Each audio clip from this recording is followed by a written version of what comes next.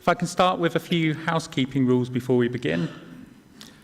If members of the public in attendance need to use the facilities, these are located on the ground floor. If there is a fire alarm, please leave the building by the nearest fire exit and make your way to the front of the town hall near W.H. Smith's building. If the alarm is an intermittent sound, this indicates a lockdown. Attendees should stay in their seats and await further instruction. Before we start the meeting, can I remind everyone that this is a meeting held in public and is being live streamed. The audio recording will be made available on the website in due course. Please therefore speak clearly into your microphones. Thank you. I would also like to remind all present that although this is a meeting open to the public, this is not a public meeting and shouting out or other interruptions will not be tolerated. Anyone who persists in doing so will be asked to leave the meeting in line with the Council's standing orders. In the event of a general disturbance, the meeting will be adjourned until order is restored. Need to remind everyone that the hearing is a formal meeting of the Council. All relevant rules and procedures will apply. All questions, comments and statements must be addressed through the Chair. There will be no direct cross-examination by any person of any other person. Item 1, apologies for absence. Democratic Services Officer, are there any apologies? Thank you, Chair. We do have apologies from Councillor Hemorrhage. Councillor Mahmood is in attendance, a substitute. We also have apologies from Councillor John Fox. Councillor Howard is in attendance, a substitute for him. Thank you. Item 2, members' interests. Need to ask at this point whether members have any disclosable pecuniary interest or other interests in any of the items on the agenda, unless already entered in their register of interests. What I will say at this point is members of the committee have received a large amount of correspondence regarding the items on the agenda tonight. Many of these have been of a similar format. Members have made us aware they have all received these and will be acting in accordance with the Council's constitution during the meeting. Understand, Councillor Ali, you would like to declare an interest as well. Yes, I am a private hire driver, also a operator, licensed private hire holder, and I will be assisting, or I am a representing the private hire union and the Hackney Carriage Federation as well. Thank you, Councillor Ali. As Councillor Ali has a pecuniary interest in the agenda tonight, he has received a dispensation from the monitoring officer to be able to take part in the meeting this evening.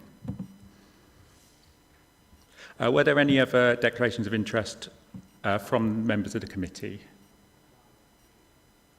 No, I can't see any being raised. I move on to agenda item 3. Minutes of meetings held previously. There are a few meetings to get through. I will require a proposer and a seconder for all of them. I'll get through these as quickly as I can. Firstly is the licensing committee on the 20th of November 23 on pages 3 to 4 of the committee. I'm happy to propose those minutes. Could I have a seconder from those in attendance, please? Councillor Hiller? Thank you.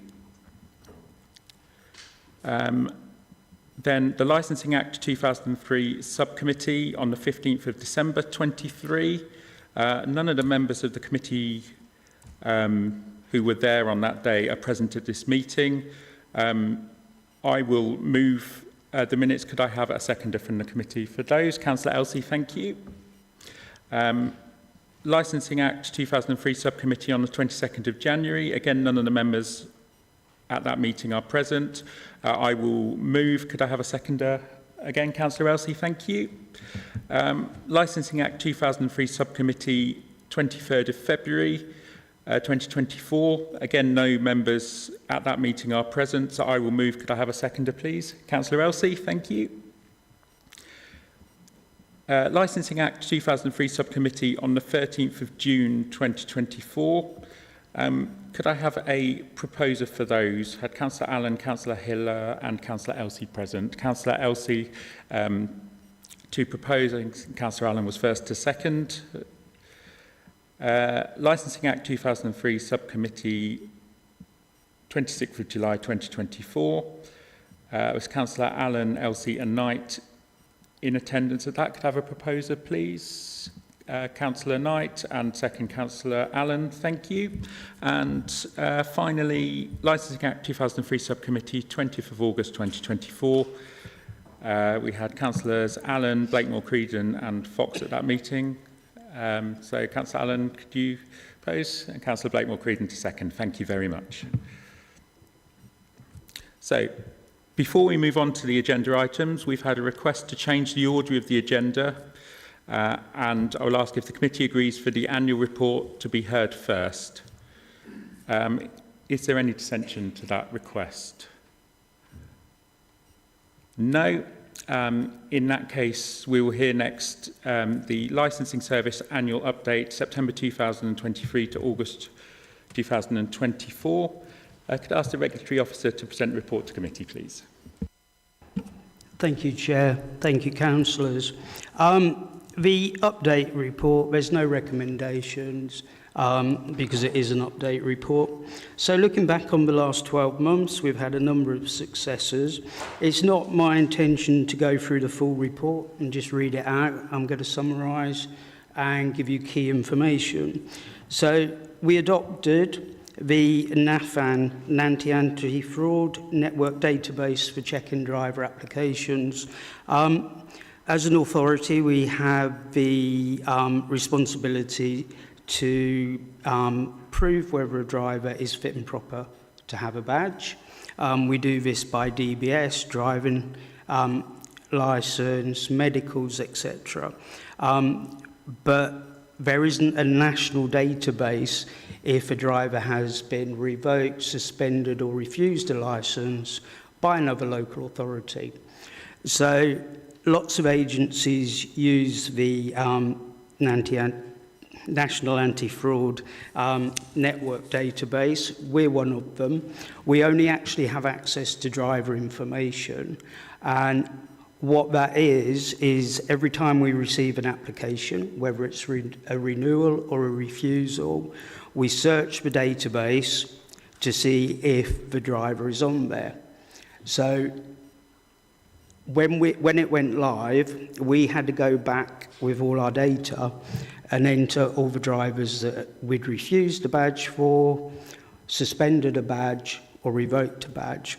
So nationally, all that information is on the system because up till then, we really only had the application form, a tick box to say, have you been refused a licence? And we couldn't contact all the local authorities in the country. The other thing is, because we make a check each time, and every other local authority makes a check, it puts a date stamp on the record. So if somebody is checked on an individual, it's because they have put in an application somewhere. We can then contact that local authority and ask, were they granted a licence?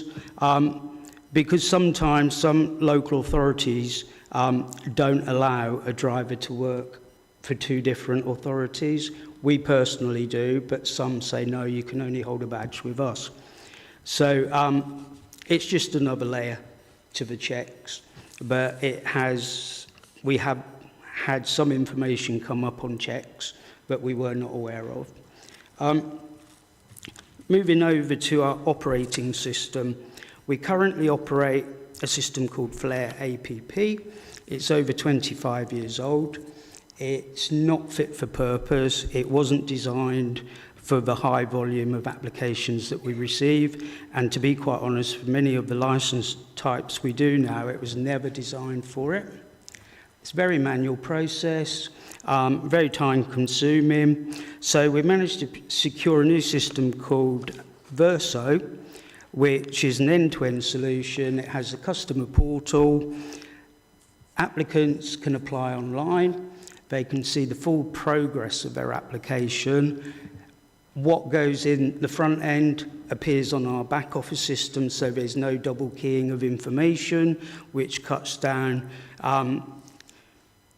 officers' time. It also cuts out data input errors. The other thing which is really good about the system is that we purchased some APIs, which is basically an application program interface which links in with other databases. So we purchased for DVLA, DBS.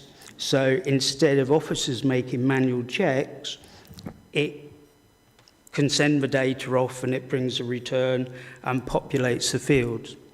One of the time-saving areas for that, which will be for drivers and officers, is using the DVLA API. As soon as an applicant puts the registration number of a vehicle in, it will pre-populate all the information from the DVLA, which is on the V5. That way the driver doesn't have to input it, and we don't have to input it. The advantage to that is time saving, but also we're having an addition to that. We're going to have a section on our website where we do get a number of calls from drivers, and it can be complicated at times. They're at a car auction, they want to buy a vehicle, they're not sure if it meets the age requirements. They'll be able to real time put the registration number in, and it will come back and tell them, yes, it can be licensed, no, it can't, because obviously that's a big commitment for drivers, and the last thing they want to do is actually buy a vehicle and then be told by us, sorry, it's 6 months too old to be registered. Sorry. One of the other things we've done, we've introduced what we call a weekly licensing decisions meeting, probably about 18 months ago now. An officer previously would make a decision or a determination whether to grant or refuse a licence. The right to appeal on that is not to the licensing committee, but is to the magistrates' court. And one of the things that we decided was that perhaps this decision shouldn't be on the shoulders of one officer. So we set this group out, which meets every Thursday morning. It varies who attends, but Jackie, head of service, if she's in the office or remotely, can attend. Licensing manager, food and safety officer, and 3 regulatory officers. The regulatory officers present a report and their recommendation, and then we discuss it, and it's a group decision.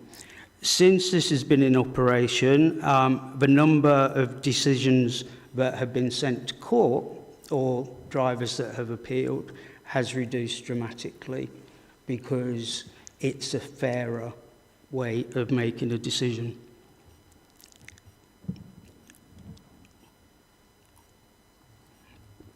We now have one of our team qualified as a mental health first aider, and she's received training in the specific domestic violence, but other areas as well.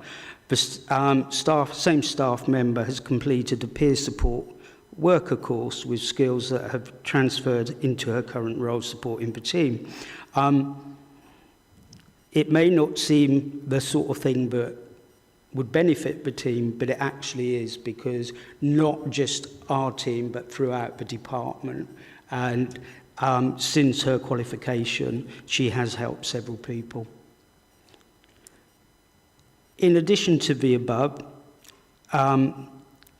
we accept applications, we process applications. Some applications we have to go out and do inspections to make sure that the premises is actually how it is in the plan.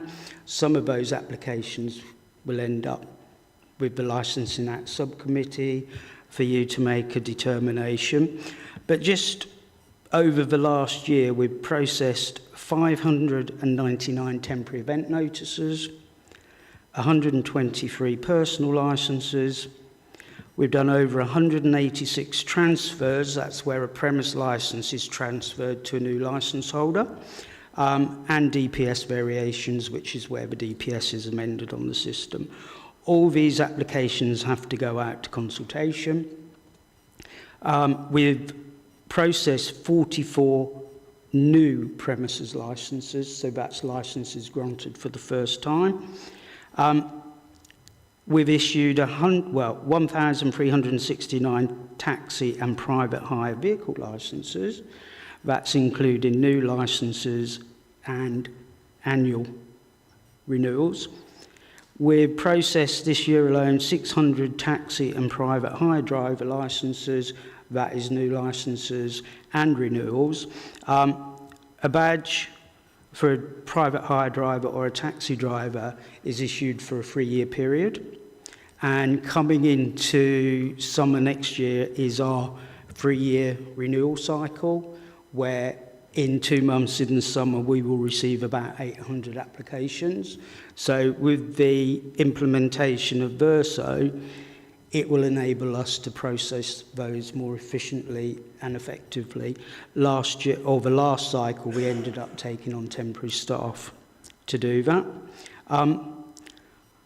We've refused 33 driver applications. We've revoked 14 driver licences and suspended 5 driver licences in this period.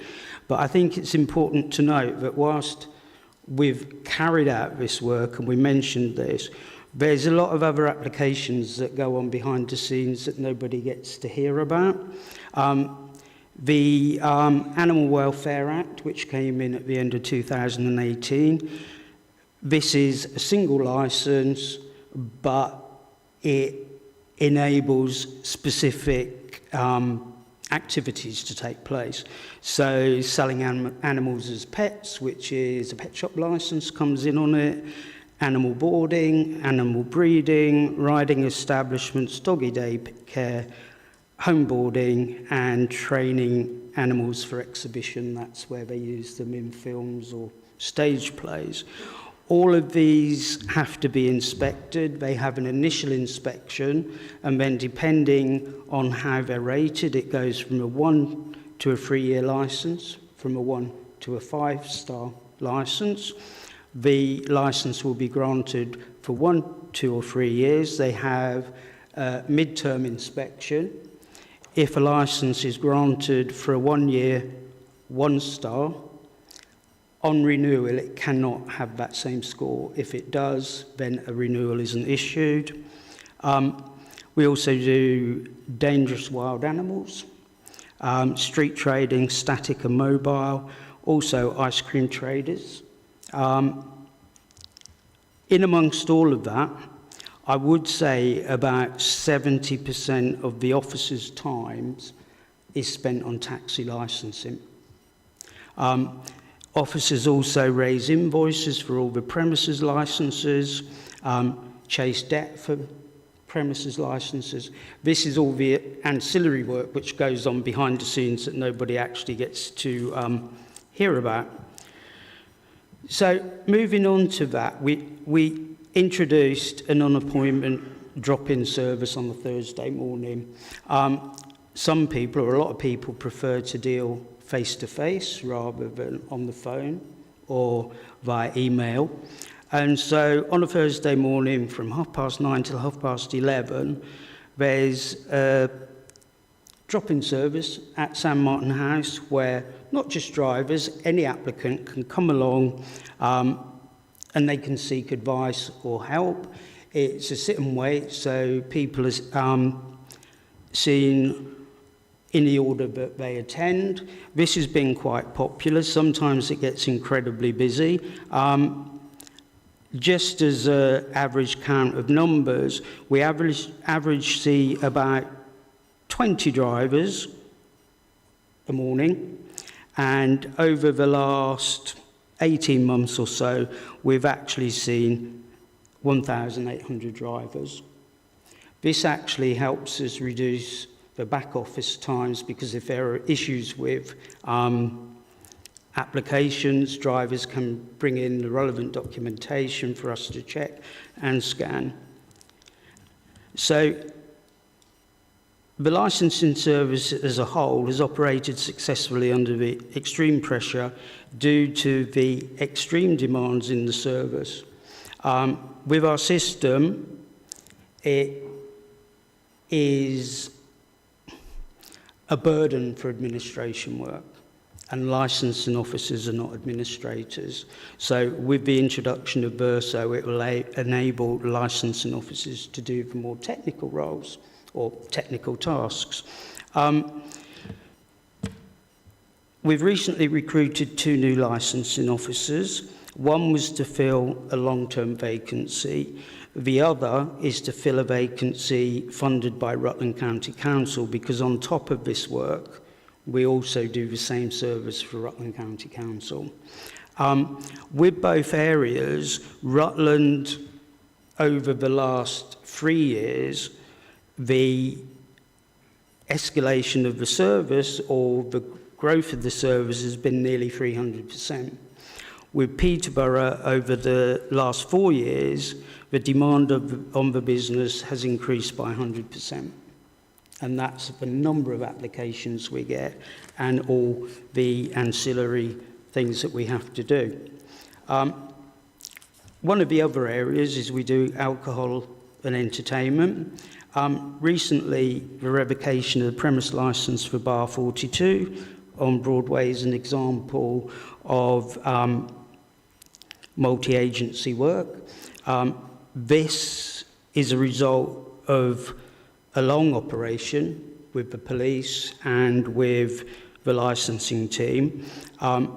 They had interventions, meetings were held to try and help the licensee to get control of the premises and operate the premises accordingly. Unfortunately, due to the seriousness and the number of incidents in a very short time,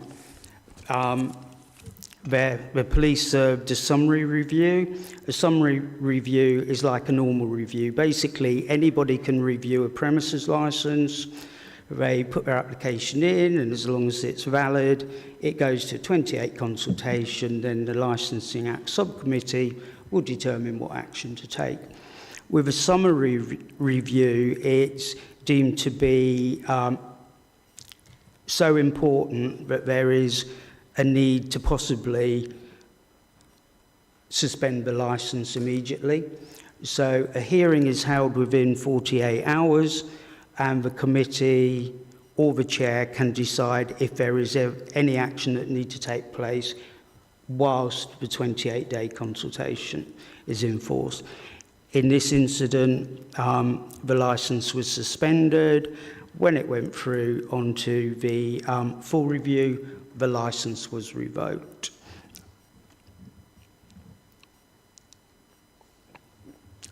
Moving on to the future. Next year, we have the Health and Care Act coming in. Well, the Act is 2022, but it comes in next October. This is to take in all non-surgical cosmetic treatments. We currently license skin piercing, tattooing, microblading, which I think is something to do with the eyebrows. But this act has come in to get everything under the same umbrella. So until we had training on this, I hadn't heard of a lot of this stuff. So when it comes in, it will take in skin piercing, tattooing, microblading, but it will take in everything else where the practitioner pierces the skin. So at the moment, things like Botox are not regulated, lip fillers, face fillers, it's not regulated. And I have recently just found out about another one where they actually stick a wire up your face with barbs on it and then facelift. and people can do this, they're not medically trained, and it doesn't last too long. As you can see, I haven't had any of that done. So this will bring in the need for people to have a premises licence where it's carried out. Also, practitioners carrying it out will have to have a personal licence. They will need to have a relevant qualification, and they'll need to be licensed by the local authority.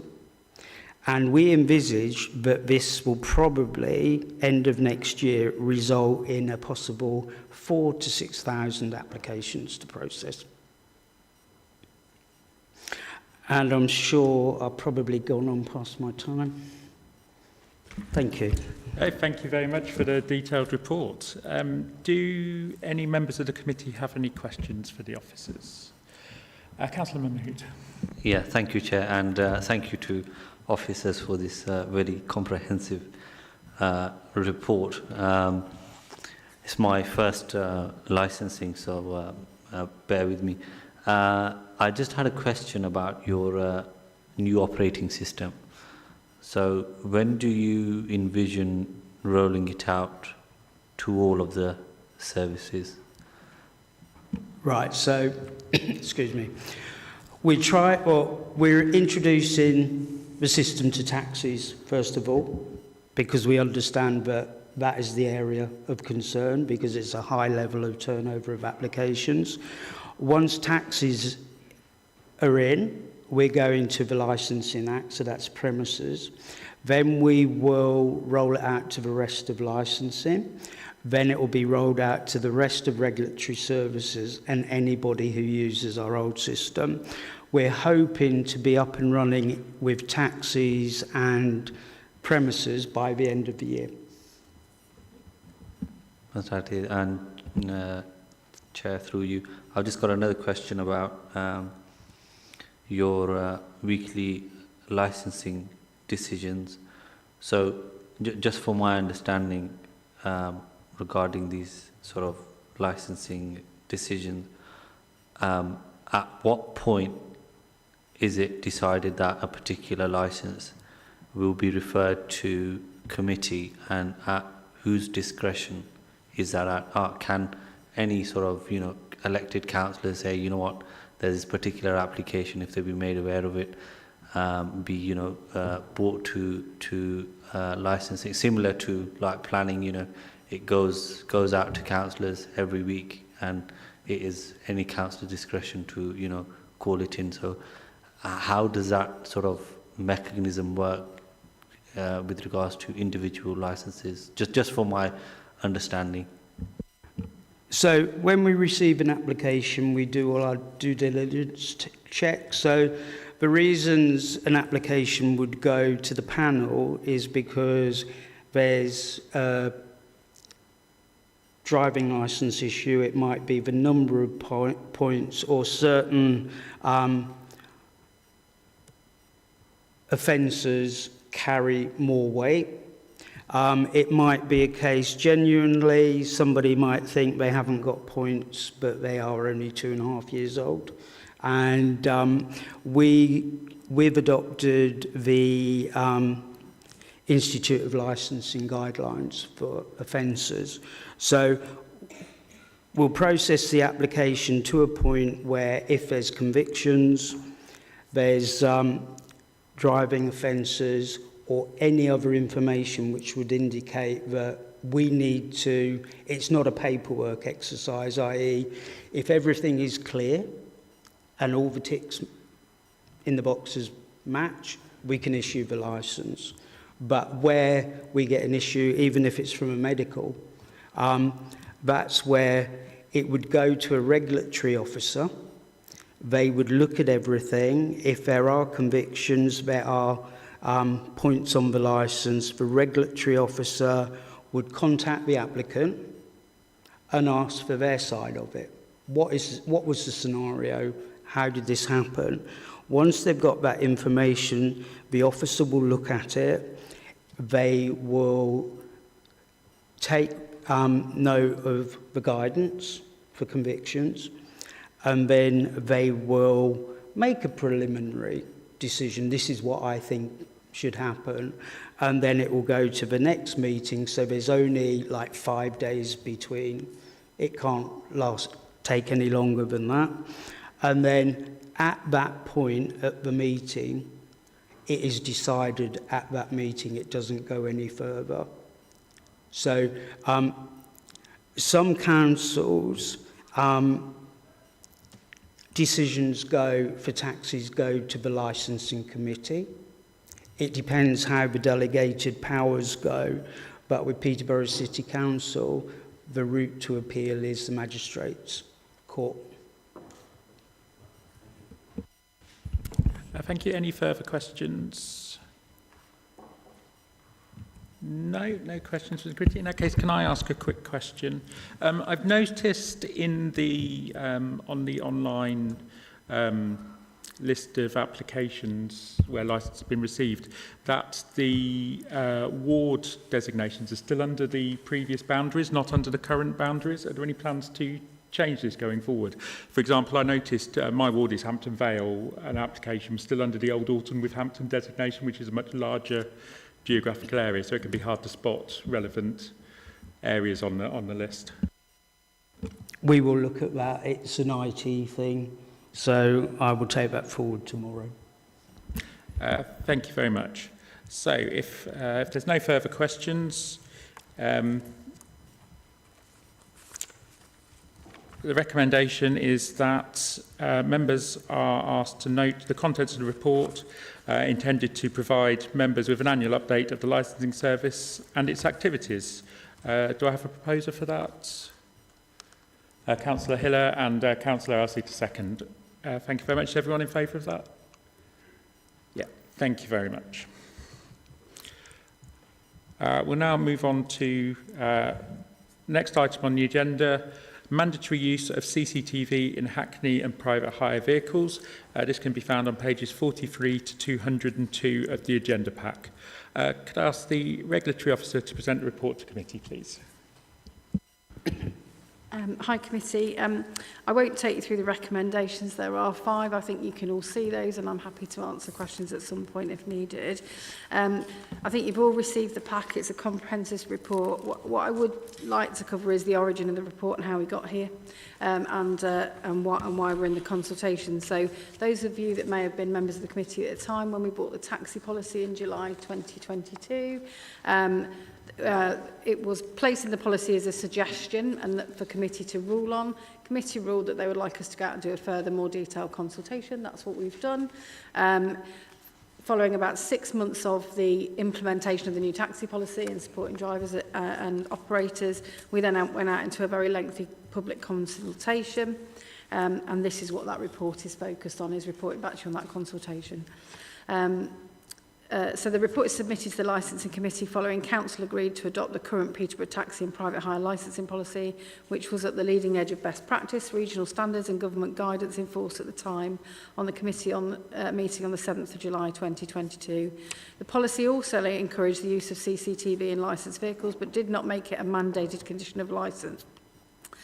The current legislation allows the District Council, on the receipt of an application from the proprietor of any vehicle, to grant such vehicle a licence permitting its use as a Hackney carriage or private hire vehicle.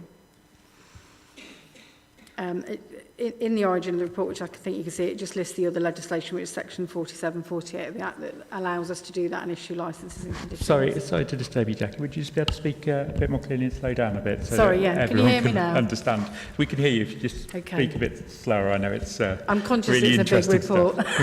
Okay, Thank so the purpose of the and reason for the report is for the licensing committee to give full consideration of the conclusions and recommendations following a detailed public consultation.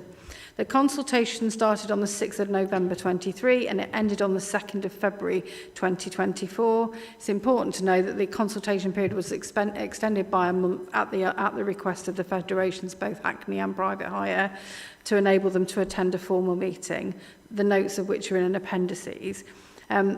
The Council agreed to adopt the current Peterborough taxi and private hire licensing policy, which was at the leading edge of practice, we've said.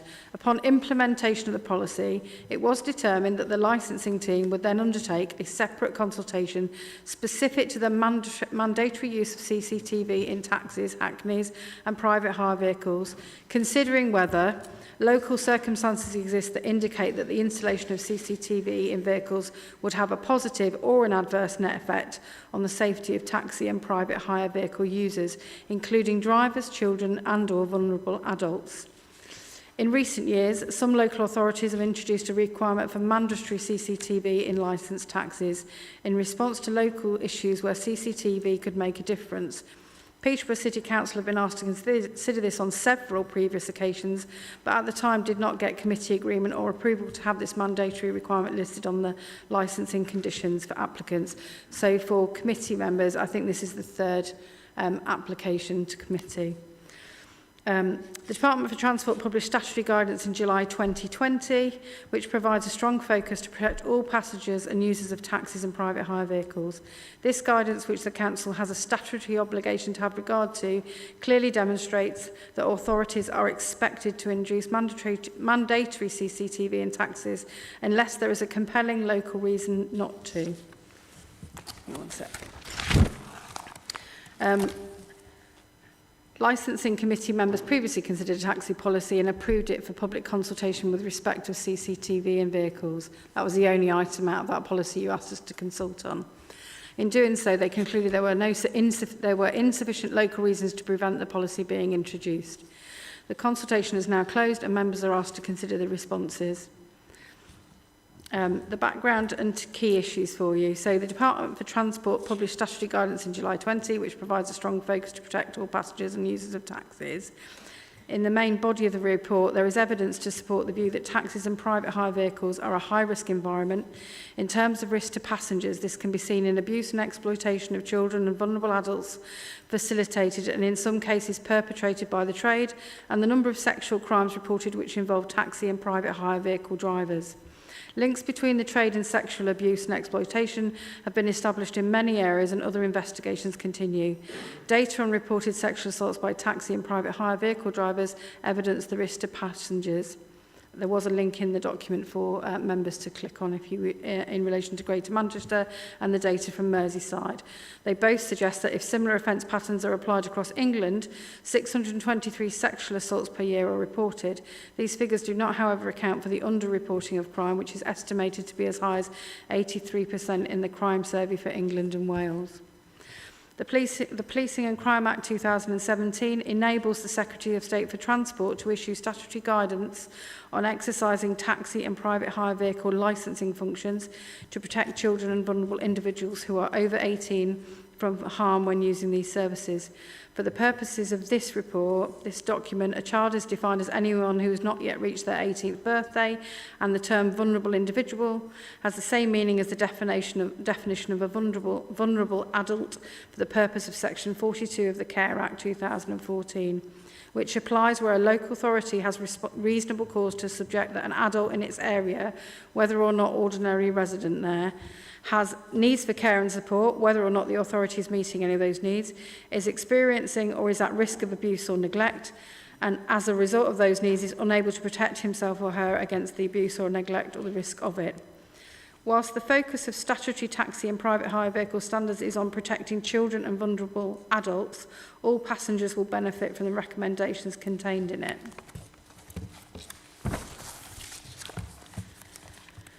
There is a consensus that common core minimum standards are required to better regulate the taxi and private hire vehicle sector, and the recommendations in this document are the result of detailed discussion with the trade, regulators and safety campaign groups. The Department for Transport, DfT, therefore expects these recommendations to be implemented and maintained unless there is a compelling local reason not to. All local authorities and district councils that provide children's and other types of services, including licensing authorities, have a statutory duty to make arrangements to ensure that their functions and any services that they contract out to others are discharged having regard to the need to safeguard and promote the welfare of children. Just for clarity on others, that links to passenger transport, where we use the trade to provide services for children and vulnerable adults to get to school and daycare. This means that licensing authorities should have in place arrangements that reflect the importance of safeguarding and promoting the welfare of children. This includes clear whistleblowing procedures, safe recruitment practices and clear policies for dealing with allegations against people who work with children as set out in the Working Together to Safeguard Children guidance. The statutory taxi and private hire vehicle standards reflect the significant changes in the industry and lessons learned from experience in local areas since the 2010 version of DFT practice guidance. Some of those changes are well documented in the press in relation to vulnerable children. This includes extensive advice on checking the suitability of individuals and operators to be licensed, safeguarding children and vulnerable adults, the Immigration Act 2016 and common law police disclosures which replace the notable occupation scheme. So common law police disclosures come to our service, so the police disclose to us offences or individuals of concern, and they're regularly, we have a statutory duty to respond to those in a very short period of time. Peterborough City Council will also have, as detailed in the consultation, consideration of the fairness of such an implementation, including the freeness of any implementation for all vehicles affected, from individual drivers to larger operators. This is including but not limited to the cost to purchase, install and annually maintain the CCTV equipment would fall to the vehicle proprietor. Any CCTV systems already installed in licensed vehicles would need to meet Peterborough City Council specification, which is also appended to this report. We would take a phased-in approach to give proprietors time to comply once the policy is live, no sooner than 12 months and no later than 18 months. The policy would be amended and conditions would be attached to driver and vehicle licences regarding installation and use of the equipment, so it would be part of their licensing conditions. We would require licensed drivers to ensure that CCTV is always operational when on duty in their role of conveying paying passengers in a licensed vehicle. This includes waiting on a rank, when going to collect a fare and returning from a drop-off, even though no passengers are in the vehicle. An exemption may be applied for speciality executive vehicles. As the policy will require all licensed vehicles to have CCTV in operation when on duty, unless exempted, the driver cannot undertake any fare-paying journeys without CCTV operating, even if the passenger requests or insists that it is switched off, unless there is an extreme medical emergency. The driver will be able to switch off the CCTV when the vehicle is off duty and being used solely for social and domestic purposes, i.e. not being used for paying passengers. The consultation received 455 online survey responses, 288 of which are those from within the trade. They're set out in Appendix 1 for you. The majority of representations from the trade fall broadly into three themes. The installation of the system will be costly. Some consider it unaffordable. This is particularly compounded by the impact that the pandemic has had on the taxi trade. A small number of operators deal wholly or predominantly with executive business clients and do not undertake ordinary taxi work. The presence of CCTV recording in the vehicles could undermine client confidentiality and damage their business, and how exemptions may be applied needs to be considered. The combined responses from online survey, petition emails and social media and trade federation meetings from the applicants is no is 678, which is 280 of the 88 of those are trade, and yes is 139. Just to give you some more statistics, currently in Peterborough we have 113 operators of private hire in Hackney. Only 22 of those operators responded to the survey. Currently in Peterborough we have 1,790, this is today's figures, 1,797 drivers, less than 20% of those responded. I just thought I'd give you those at that point because we're in the figure there. The other responses were from passengers, passenger transport, identifying possible errors in the technical specification, and the Police for Cambridgeshire who supports mandatory CCTV being introduced. There was also a detailed and verbal representations meeting with detailed minutes with the Joint Trade Federation for Private Hire in Hackney, led by myself as the Head of Service for Licensing. Mr Day was there and other colleagues, and at the request of the federations on the 21st of December 2023, the minutes of which can be found in Appendix 5 of the report. What we did is we held that meeting so that we could accurately list verbal representations and make sure that they were considered in the consultation.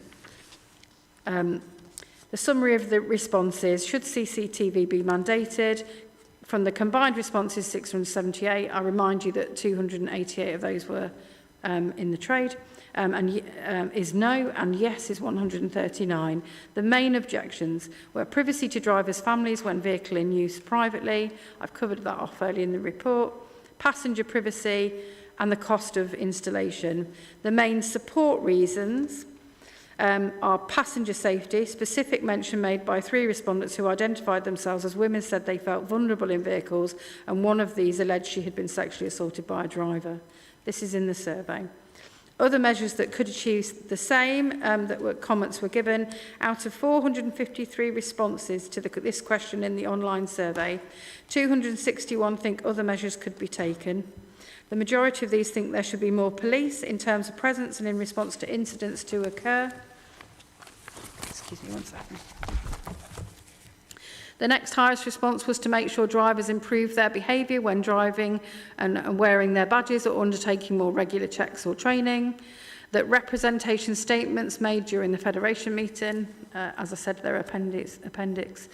That the Hackney Carriage and Private Hire Federations, the best option, this was from them as that group, the best option if CCTV was to be brought in would be that it was a discretionary scheme as opposed to a mandated scheme. Drivers could then sign up for this if they wish, and PCC can regulate. The Private Hire Federation said that PCC are indicated within the consultation that there will be a discount for insurance premiums, but they believe that this was untrue, and that drivers should have access to their own footage under Article 8 of the Human Rights Act. Both federations advised that PCC are likely to lose trade. So that's kind of the main body of the report. I don't think there's anything else I can add in other than some questions if we get to those after speakers. Thank you very much. Yes, so we will have the chance for members to ask questions of the officers after we have heard from the speakers. So I'll move on to that now. I have agreed for the representatives of the trade federations to address the committee. We have the following speakers: Mr. Masood and Mr. Ali Haider representing the federations.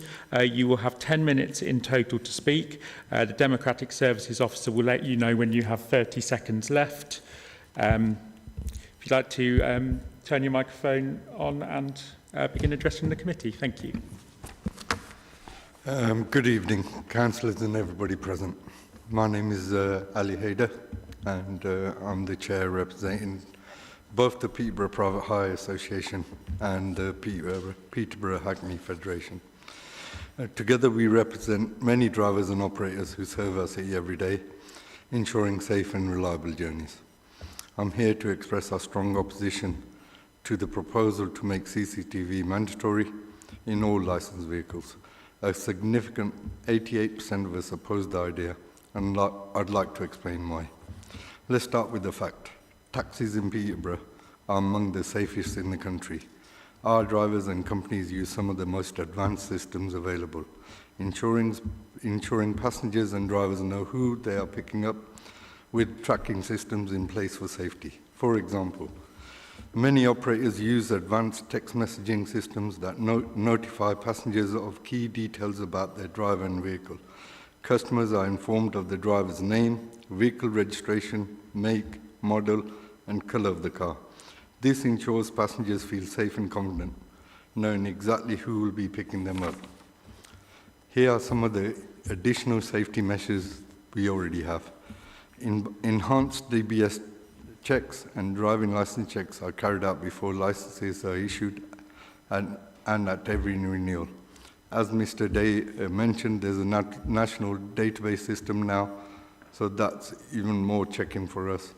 Drivers must pass a rigorous driving test and complete a knowledge and competence course before they can be licensed. Immigration checks, medicals, and HMRC compliance checks ensure that our drivers have a right to work and pay their taxes. Vehicles are regularly inspected and maintained, ensuring that they're always safe to operate. A passenger transport for council has additional checks on the driver and also PAs, so they have checks as well. We already follow strict standards to maintain the highest level of safety. One of the biggest concerns with mandatory CCTV is privacy. Installing cameras would be intrusive for both drivers and passengers. 62% of passengers also oppose CCTV, with 84 passengers specifically saying it is an invasion of privacy. This shows that both drivers and the public share the same concerns. Installing CCTV is expensive. It is estimated that the industry would face an additional cost of £1.25 million if CCTV is made mandatory. Many of us operate on tight budgets, and this will only add to the financial burden we already carry. 38 members of the public have also raised concerns about the cost of CCTV. If drivers and operators have to pay more, passengers will more than likely see fare increases as well, which isn't fair to anyone. A mandatory CCTV will not only burden the drivers and the operators with additional costs, but it will also create significant costs for the City Council. Administrating such a scheme would require substantial resources to ensure compliance, maintain records, monitor data, and process any disputes or complaints that arise from the use of CCTV footage. These added responsibilities mean the Council will need to invest in additional staff, technology, and systems to manage the ongoing requirements of the scheme. This could lead to increased operational expenses at a time when the Council budgets are already stretched. The costs of enforcing compliance, checking CCTV footage when required, and ensuring data protection laws are followed could place a heavy administrative burden on the Council, diverting resources from other essential services. Contrary to the claim that CCTV will reduce insurance premiums, it is more than likely to increase them. Most insurance policies have an equipment threshold set at £500, which means the cost of installing CCTV systems would exceed that limit. Rather than reducing premiums, this could actually lead to a higher insurance cost for drivers, as the insurance providers may raise rates due to the higher value of the equipment in their vehicle. This would place an additional financial burden on drivers who are already facing increased costs for fuel, vehicle maintenance, and other expenses. CCTV isn't the solution to the problems we face. 240 of us believe that it would not stop offences like verbal abuse or theft from happening in taxis. Recording incidents after the fact doesn't prevent them from happening in the first place. One of the major issues drivers face is bilking, where passengers refuse to pay after the journey. A simple solution would be for drivers to take payment for the journey before the journey starts. This would reduce non-payment without the need for CCTV. We feel instead of CCTV, we believe in solutions like better training for drivers, safeguarding passengers, and front screen identification for taxis. These measures would improve safety and without invading privacy or adding unnecessary costs. Going on to adverse effects on the industry. Mandatory CCTV will have severe adverse effects on our industry. As mentioned, it is estimated that the industry will be burdened with an additional cost of £1.25 million. Many drivers are already struggling with the rising costs of fuel, insurance, and vehicle maintenance. Adding the expense of purchasing, installing, and maintaining CCTV systems will make it even harder for drivers to stay in business. These costs could result in fewer drivers working in the trade. For many part-time drivers or those operating on tight margins, the added financial burden may force them to leave the profession altogether. This could reduce the availability of taxis and private hire vehicles in Peterborough, making it harder for passengers to access services, especially during peak times. Furthermore, as costs rise for drivers, increases will be inevitable. These fare increases will impact passengers, particularly vulnerable groups like the elderly, people with disabilities, and those who rely on taxis as their primary form of transport. This will create an affordability issue for the passengers, reducing demand for the services and further harming the industry. Another major concern is the increase of out-of-area drivers who will not be subject to the CCTV requirements. This is already happening in Peterborough. Drivers from Lincolnshire, South Kesteven, Huntingdon and Wolverhampton are already working here under different licensing authorities. In fact, we even have a Wolverhampton-approved MOT station operating in Peterborough. The introduction of CCTV for local drivers may unintentionally create an unfair advantage for those out-of-area drivers who do not have the same overhead costs and are not required to install CCTV. This could lead to an influx of even more out-of-area vehicles in our city, undermining the efforts of local drivers who are following the rules. And the out-of-town drivers also provide council transport for children. They will not be subject to the same rules as us. This creates an uneven playing field in the industry where out-of-area drivers can undercut prices and operate without the same costs or scrutiny. In turn, this would hurt local drivers and operators who are forced to comply with the additional expenses and regulations. It could also raise safety concerns, as passengers might not be aware that they are being picked up by a driver who is not subject to the same safety and licensing checks as local drivers. Peterborough City Council is already facing a loss of licence fees due to local drivers moving to other licensing councils that don't impose the same restrictions. If mandatory CCTV is introduced, it will only accelerate this trend. More drivers will choose to be licensed by councils that do not require costly CCTV installations, resulting in further loss of revenue for the council. This would also reduce the number of local drivers, weakening the local taxi industry. In the long run, Peterborough would lose control of its own taxi services, as more drivers choose to operate under out-of-area licenses, further undermining local safety and regulatory standards. In conclusion, I urge the Council to reconsider the introduction of mandatory CCTV in licensed vehicles. CCTV is intrusive, violating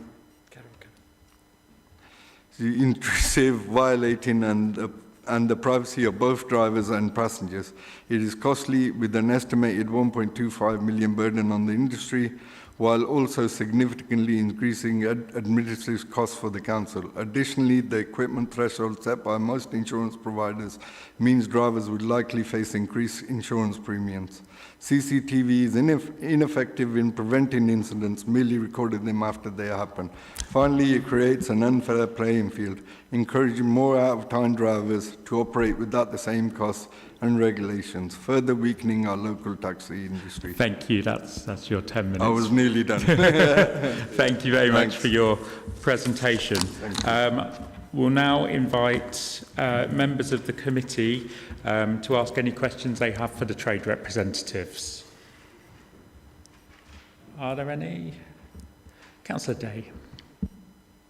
Thank you. I was going to ask some questions about whether out-of-town drivers would come in, and you've already probably answered that in terms of, I was going to ask, will drivers from Huntingdon, South Kesteven, and you now mentioned Wolverhampton, come in from out of town and maybe push local drivers out of the sector? Do you think that's highly likely, and what percentage currently do we know are out-of-town drivers sort of coming in? And would this scheme, if there was a pilot discretionary scheme, which I think you mentioned, be something you think that a number of drivers would take up anyway? So there was a choice for passengers to either go into a taxi that has CCTV and one that maybe doesn't. I just wonder what your thoughts around that as a trade. Is that okay if I have to answer? We have seen a massive increase from Rutland drivers and licensing are well aware of it as well, that was a little loophole to which you did not require to get a private hire license. In Rutland, you didn't even need to do a test. What they were doing was some of the larger firms are now have a base out there, so they've used some of their older vehicles that they're using on transport here, as in school transport, so they've kept the vehicles in for longer. And what they're doing is just taking advantage of a loophole that is already there. So what they've done now is actually had drivers get those Rutland badges. And the same applies with Wolverhampton. They had this massive issue with it in Birmingham, where, like I said, there's a Wolverhampton MOT station here. I mean, we're miles away, but because of they don't have any requirements, they can come and drive here willy-nilly. And that affects also the safeguarding as well as the school's transport work, the normal people, because if you're booking a taxi with a local firm, and if they're on their books, they can come pick you up. They won't require it.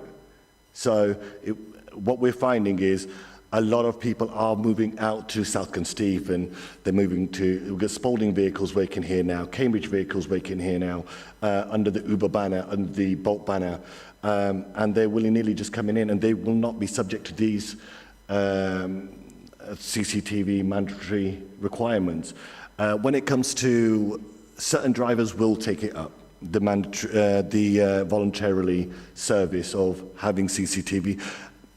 There is an advantage to it, especially the guys that are working in the evenings. But realistically, that is their choice, and they have that option now, and some drivers do already have it. It works both ways. Okay. Go ahead, Councillor Day. Could I just come back on that as well, in terms of the discretionary take-up of CCTV? How would taxi companies, and I've just been a customer, so I've never been operational, but how would taxi companies feel if there was a percentage of taxis that had to take up some kind of discretionary offer? I just wondered, just putting that thought out there. Thank you. They wouldn't be very happy. It's the additional costs as well as the monitoring, as well as it's a lot more headache, and which vehicles would take it up. Councillor Knight. Thank you, Chair. Just one question regarding the insurance. You said the premiums will go up. I don't disbelieve you, but you would think cameras to watch it, surely the premiums would go down. Have you actually rung insurance companies to get the increase? So with my declaration, I've informed you guys that I am an operator as well. I approached one of the largest providers of insurance, a company called QBE, and I said, I'm going to have mandatory CCTV put into will that make a difference? Simple answer was no. The information that was obtained in the consultation, and we posed this question where the information was gained from, was from a domestic source. So Google was the answer that I've got. And obviously I wasn't very satisfied with it.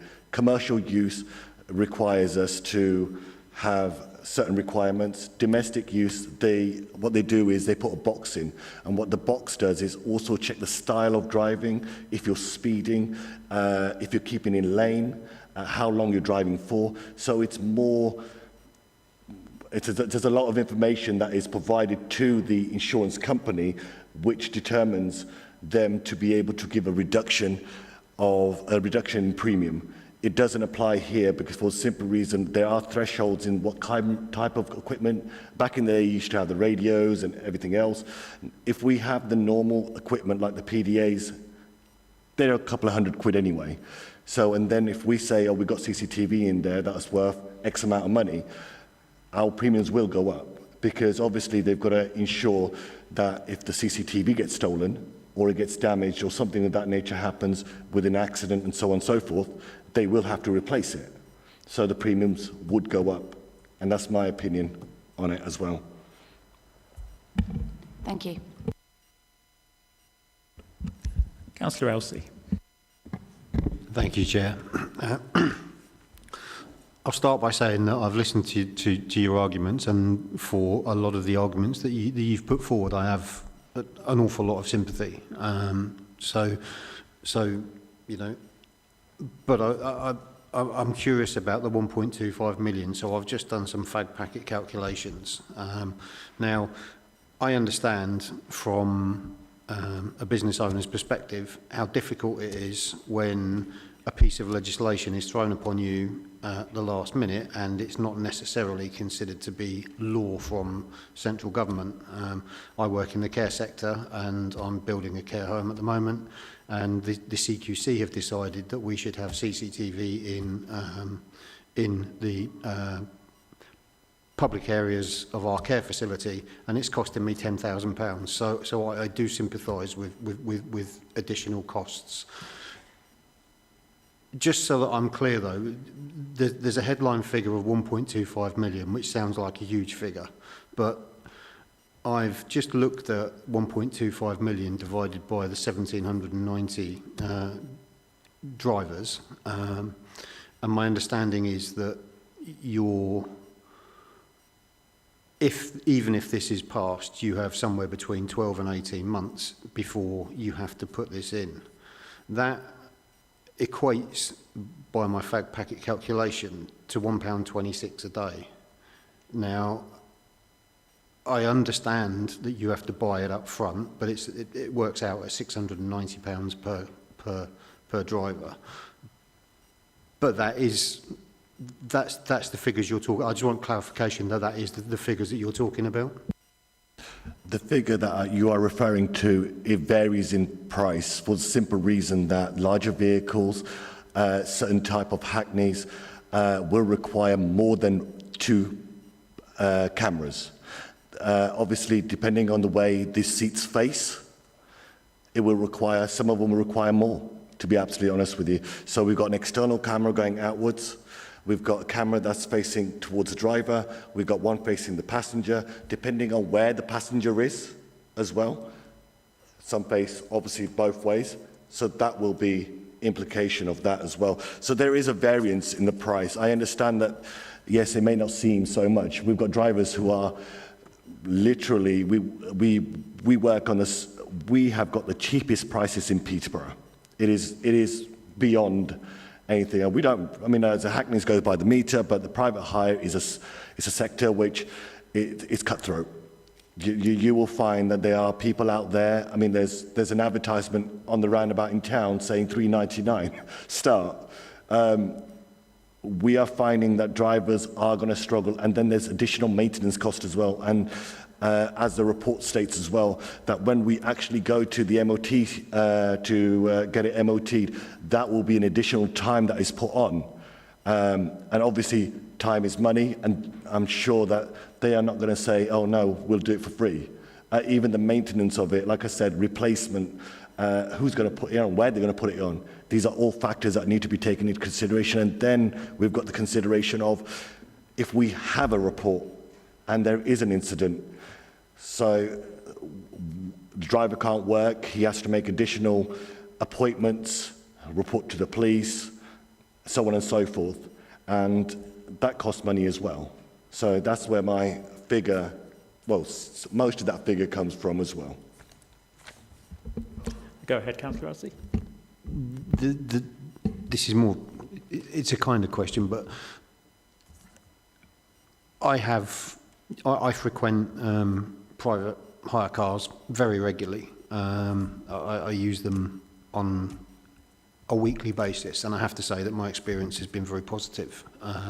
So my question is, if you're kind of flipping that on its head, you've detailed very much the process that your drivers go through, and I get that, and I understand that, and that gives a huge amount of comfort for passengers, because you are going through enhanced DBSs and so on and so forth. That's great, but surely there is an argument to say that doesn't help the driver, and the introduction of CCTV would and I get that the comment you made was that it doesn't prevent these things happening. No, it might not prevent these attacks happening or people running off before they've paid the fee.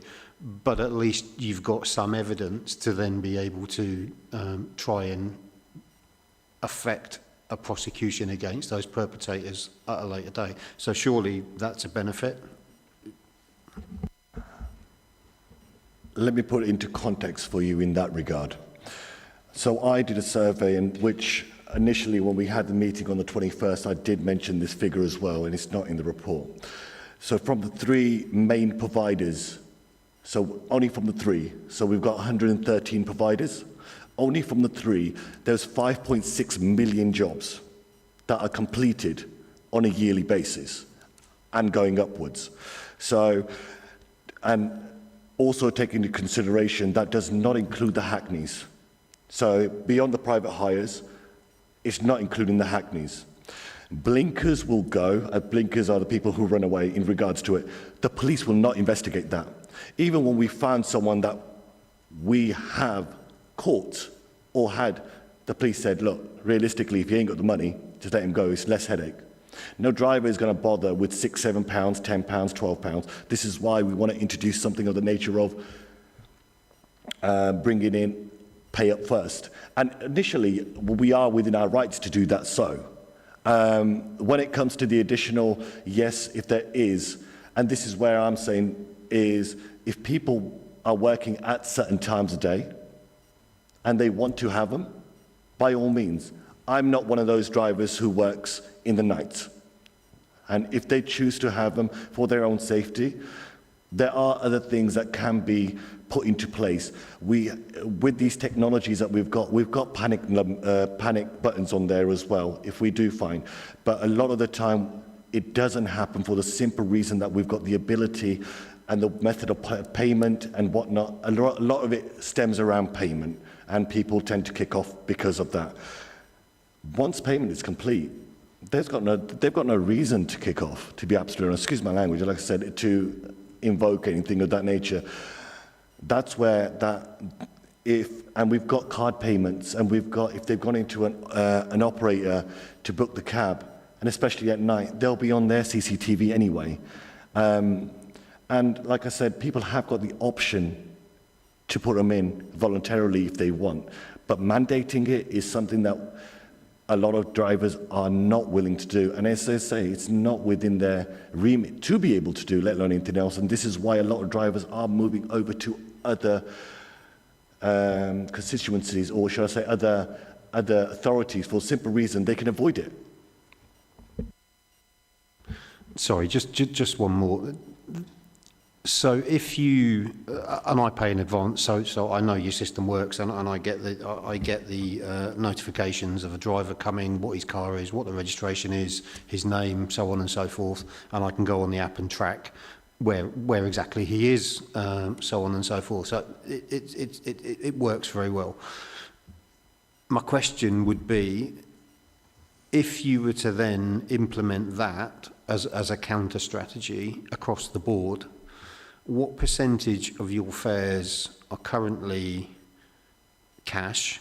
And I would argue that a large proportion of those people who pay cash are people who don't have good enough credit histories or abilities to have credit cards or debit cards and so on and so forth. So if you were to implement that, how much, I know you won't have the figures to hand, but kind of off the top of your head, what percentage would you lose as business if you then implemented the payment only in advance system? They can pay in advance in cash as well. But we have found that due to, we used to say the word cash is king.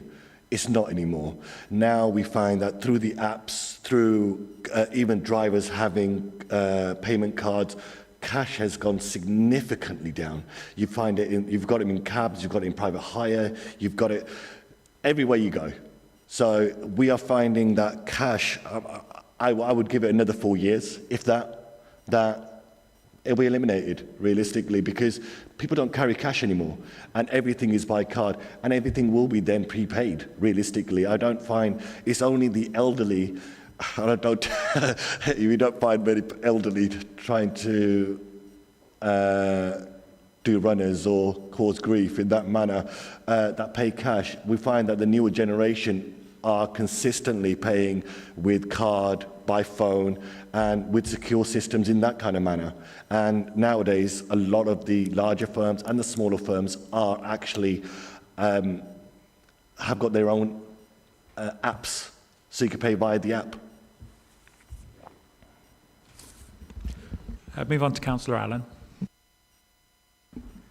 Thank you, Chair, and thank you for your eloquent presentation of the driver's case. It's very strong and we understand what you're saying, but I think it's a given that both driver and passenger safety is improved when CCTV is in the vehicle.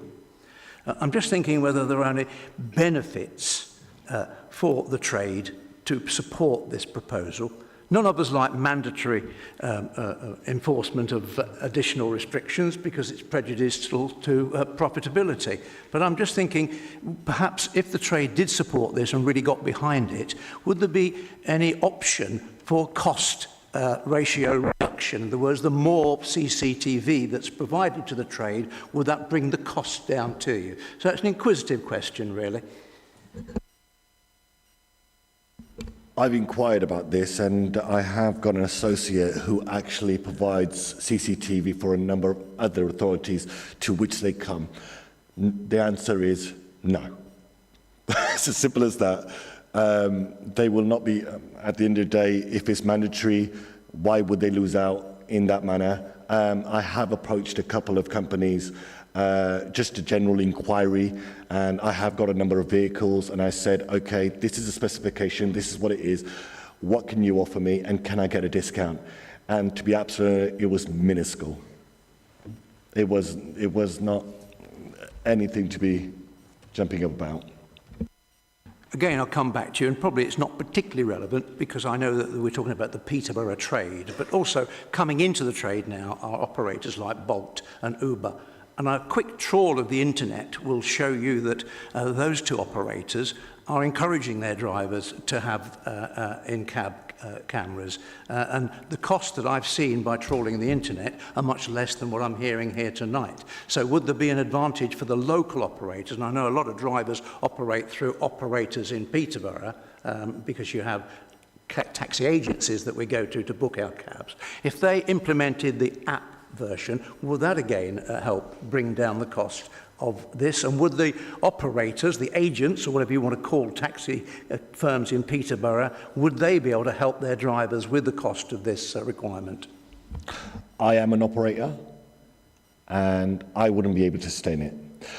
And there are other operators out there who have unequivocally said that they will not. I have had one operator who said he will, but then he will require a mandatory year contract of the driver working with that company. So they wouldn't really be self-employed anymore. They would be an employee without the benefits of being an employee because they got the clause of the contracts within that. And the problem lies with that is that the driver will not be able to work with anyone else as well. So he's caught in the trap of, I can't afford it, I'll go to this operator, but this operator ain't got much work either, and I'm doing X amount of work. But I can't go to any other operator as well. And if I go to any other operator, he will, A, take that CCTV off me, and that will make me go back into the same loop again. And we are finding people that are approaching the association and the federation that they cannot afford it. And they are willing to go to other authorities. I've contemplated it. I've got 9 vehicles. I know I've got contracts. I know I'll be able to switch over from my badges to a Lincolnshire badge or a Rutland badge quite easily, move my vehicles over. At the end of the day, the council will be losing money. And I'm loyal to my council here, and I have been with this council for the last, I've been a driver since 2008, and I've been an operator for 9 to 10 years. And I'm finding this information, as I go along. And Uber and Bolt, and they are offering the service, but eventually, when it comes to repairing, replacing, there will be, and they are willing to do monthly costs, but at the end of the day, at what cost? Because they will put an APR, you will be paying interest on it as well. So how long will that be for? And if the same analogy applies that you work for us and you can't work for anyone else, what would the driver be able to do? He won't even do schools transport work or anything of that nature. It will restrict the driver from going further in his own way. Thank you, Chair, and thank you for addressing my queries on that matter. Thank you. Thank you. Councillor Day. Thank you, Chair. I've got two questions. So can I ask one after the other? Is that okay? And they're on different topics. So obviously I've noted what you've said about the pandemic. I just wondered what the kind of, I know that I've been getting a regular taxi from a distance from town, and it's always been the same price for the last 10 years, I think. So I'm aware that the cost of taxis are low. And I ring taxis and I don't get them on an app, so I do still do the old person's thing. But I wondered, how much do the new, the Ubers, the Bolts, how much has that affected the industry? And for drivers on low incomes, if this was to be implemented, if people could pay in instalments or get some kind of support, would that help? Or do we just think that this will drive the business so far away from the city, like, as you've just alluded to, you won't be able to really be operational here anymore as a local taxi firm?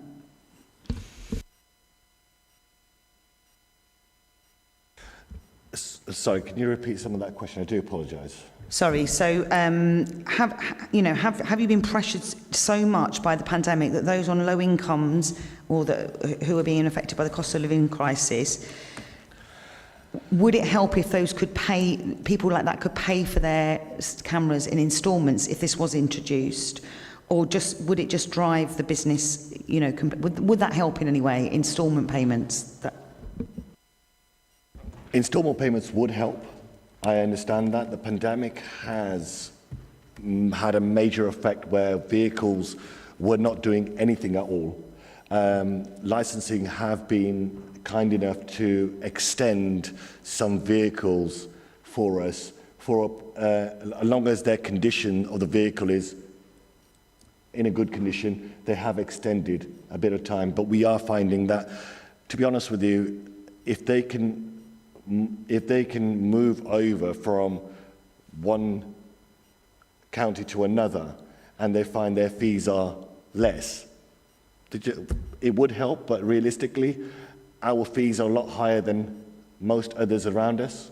And we're finding that, well, why should we stay with Peterborough when we can get everything done, get our badge, get our plate, actually get MOTs anywhere, instead of going to Aragon and make life easier for ourselves in that manner. So it would help, but like I said, depending on the provider, it'd be. Yeah, please interject. And thank you. Oh, sorry. Sorry, I just wanted to add, it's not just a money issue, right? Because if it could be money, then it's a private issue. A privacy issue. I'll explain. Now I'm allowed to sit in my car, drive to a customer. I'm not recorded. I stay within the law, and so should everybody else. Why should I be recorded staying in the law? We're all being recorded here, that's fine. But you can leave this room, you're not recorded anymore. 8 hours a day, I'll be recorded. Why? Why am I being recorded in my workplace? I'm not just kicking off about that, I'm just saying, right? But it's a privacy issue that then I'm 90%, 99% of the time there's not going to be an issue with me picking you up, dropping you off home. You're being recorded, I'm being recorded. Why? There's nothing wrong happening. We're doing something that is just normal, that is happening all the time.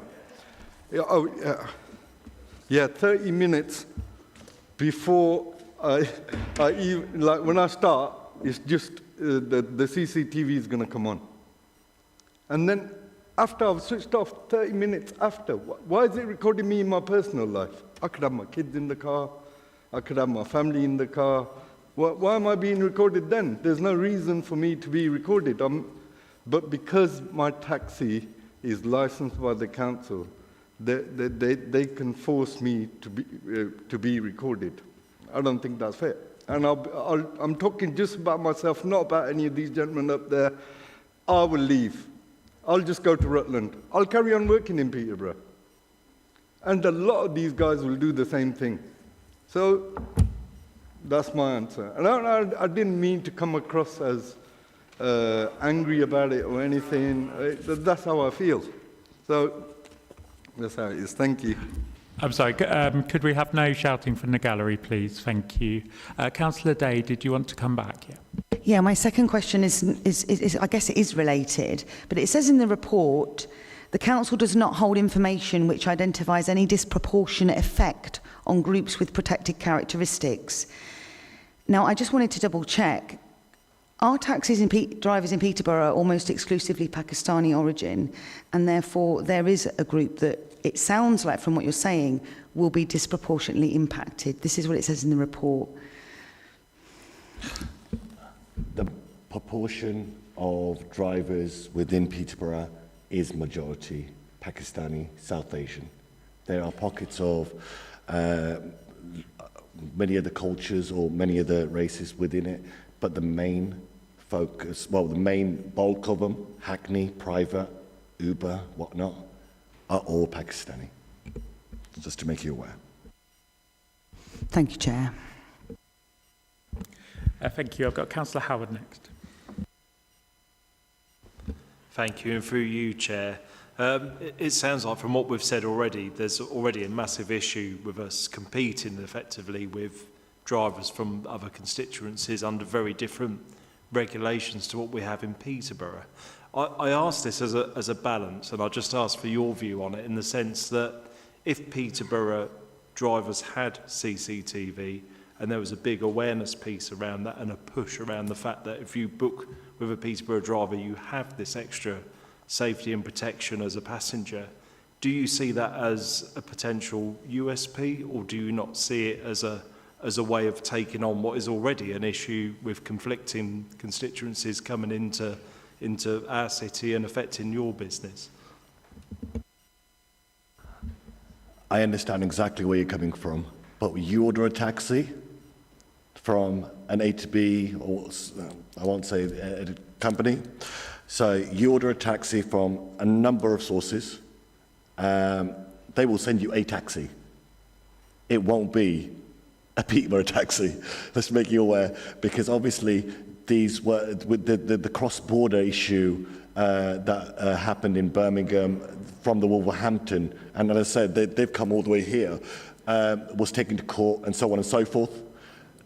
They were defeated. Cross-border will not be changed anytime soon, I don't think. So realistically, whether you have the USP or not, it won't work. It's as simple as that. Councillor Knight. Thank you, Chair.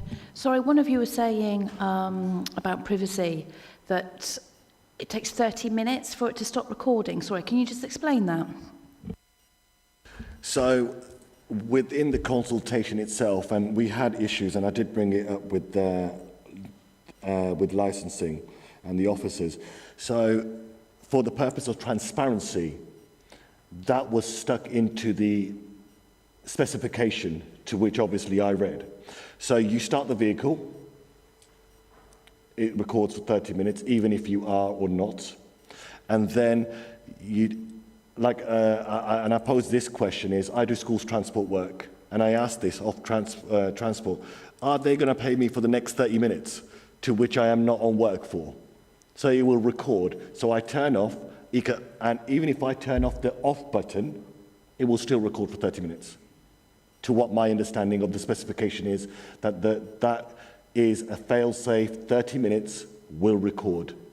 So whether I'm having privacy with my own children, and my children travel with me in my vehicles as well, it doesn't matter. It will still record for 30 minutes, whether I like it or not. Thank you. Are there any further questions from members to the representatives? No, in that case, can I thank the representatives for their presentation and for answering the questions?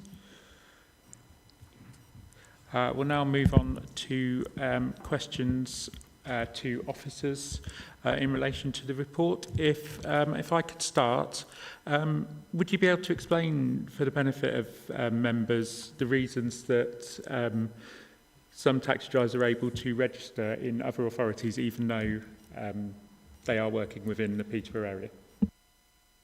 Yes, I can, and I can clarify some of that as well. So we've mentioned Rutland and we've mentioned Cambridge. Cambridge City have had CCTV in their vehicles for a number of years. They followed the DF guidance, which came in 2020. It's now 2024. Rutland is actually managed by us as a public protection service. We deal with all of their licences in Rutland. Rutland have identified that they needed a taxi policy. They did not have that. We provided that to Rutland as a paid-for service, which now gives detailed conditions on licences.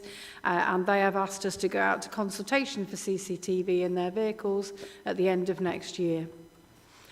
In relation to people crossing borders, it is an issue that is very frustrating for us as a licensing department. It does mean that people can be licensed in a number of places. There is a national kind of conversation through the licensing working parties in relation to getting that changed. Unfortunately, the legislation that legislates private hire and hackney vehicles is extremely old. It's the Local Government Miscellaneous Provisions Act, which is in 1970s. That doesn't mean that we don't want to drive that forward.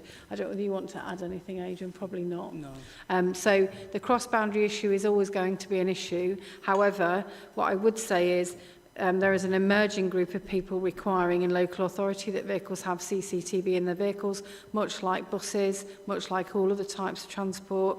And the reason for that, the priority reason for that, to be clear for members, is public safety, and that is the safety of drivers and passengers. So we don't define differently. We're talking about public safety. Has that helped? Yeah. Thank you.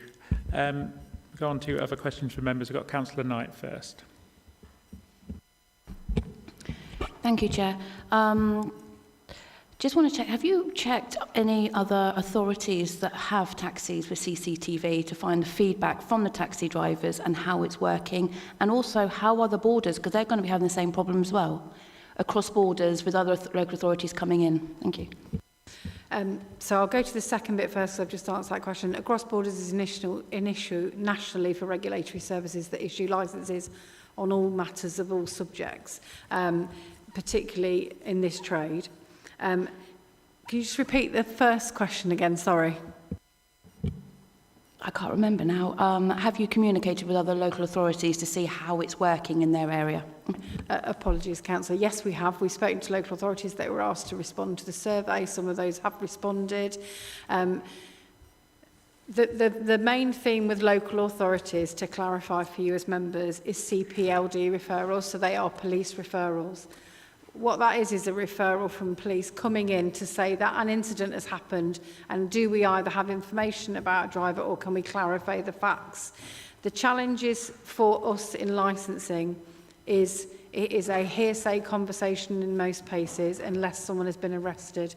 The priority of those cases that come to us through CPLD, I've just made a list, are allegations of sexual assault, allegations of drug trafficking, allegations of exploitations of vulnerable adults and children, speeding and the use of mobile phones. So they tend to be the priority issues that come through. We do feel for drivers in that if that footage existed, we could use that. We also agree nationally on a licensing level that unfortunately, our police colleagues, resource-wise or interest-wise, do not investigate major serious things like bilking and assaults on drivers. We've had quite a few major assaults in Peterborough in the last 3 years that I can recall, and probably Adrian can, where police have not investigated at all. If there had been in-vehicle CCTV, that would have been recorded.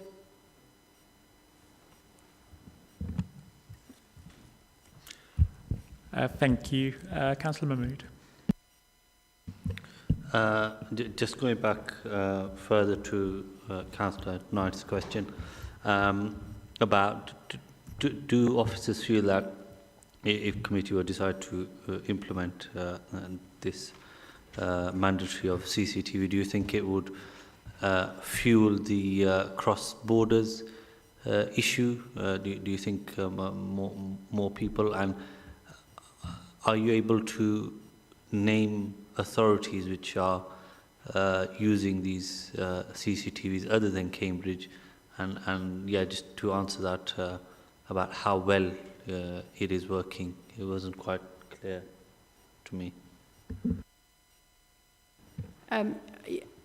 There is general information about local authorities that have CCTV in vehicles. They tend to be major cities that are trying to encourage people to come into their city and into a safe city, to use the city for a number of reasons, as well as local residents. I'm not quite clear on the rest of your question. Sorry, Councillor. Sorry, that might be me, not you.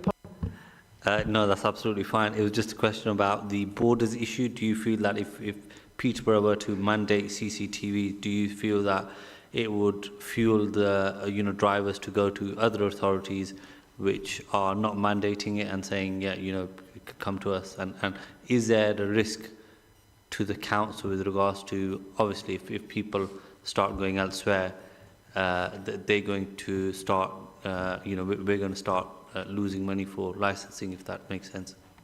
Okay, apologies. Yes, I think you probably will lose some trade.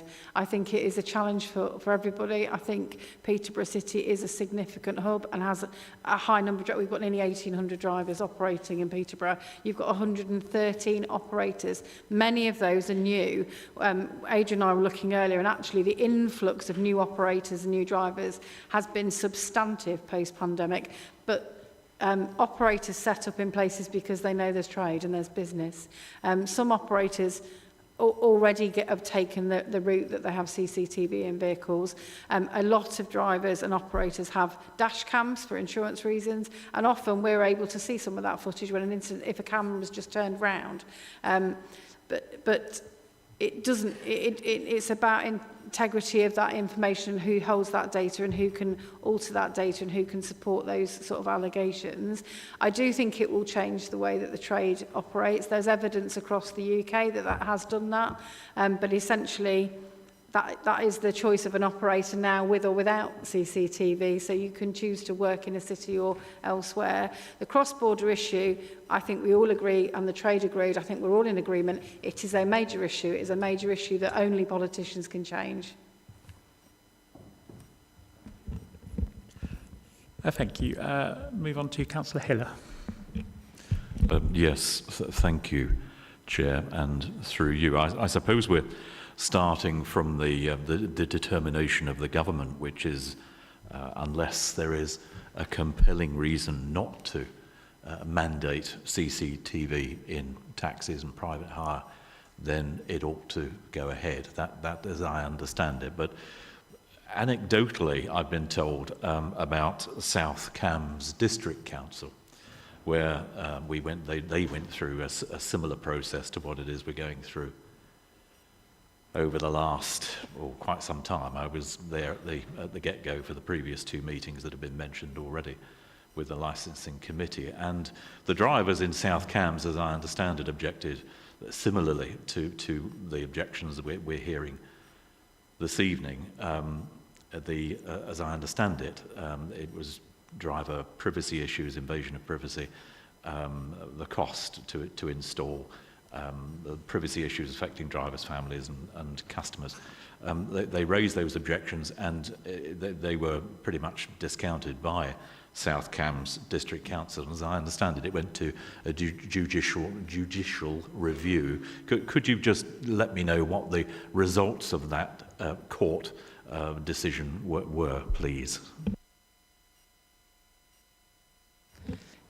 I think, is that Adrian?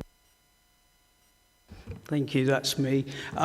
Yes, South Cambs Council voted for CCTV, and then the trade took the council to judicial review, and the judicial review came out in favour of the council.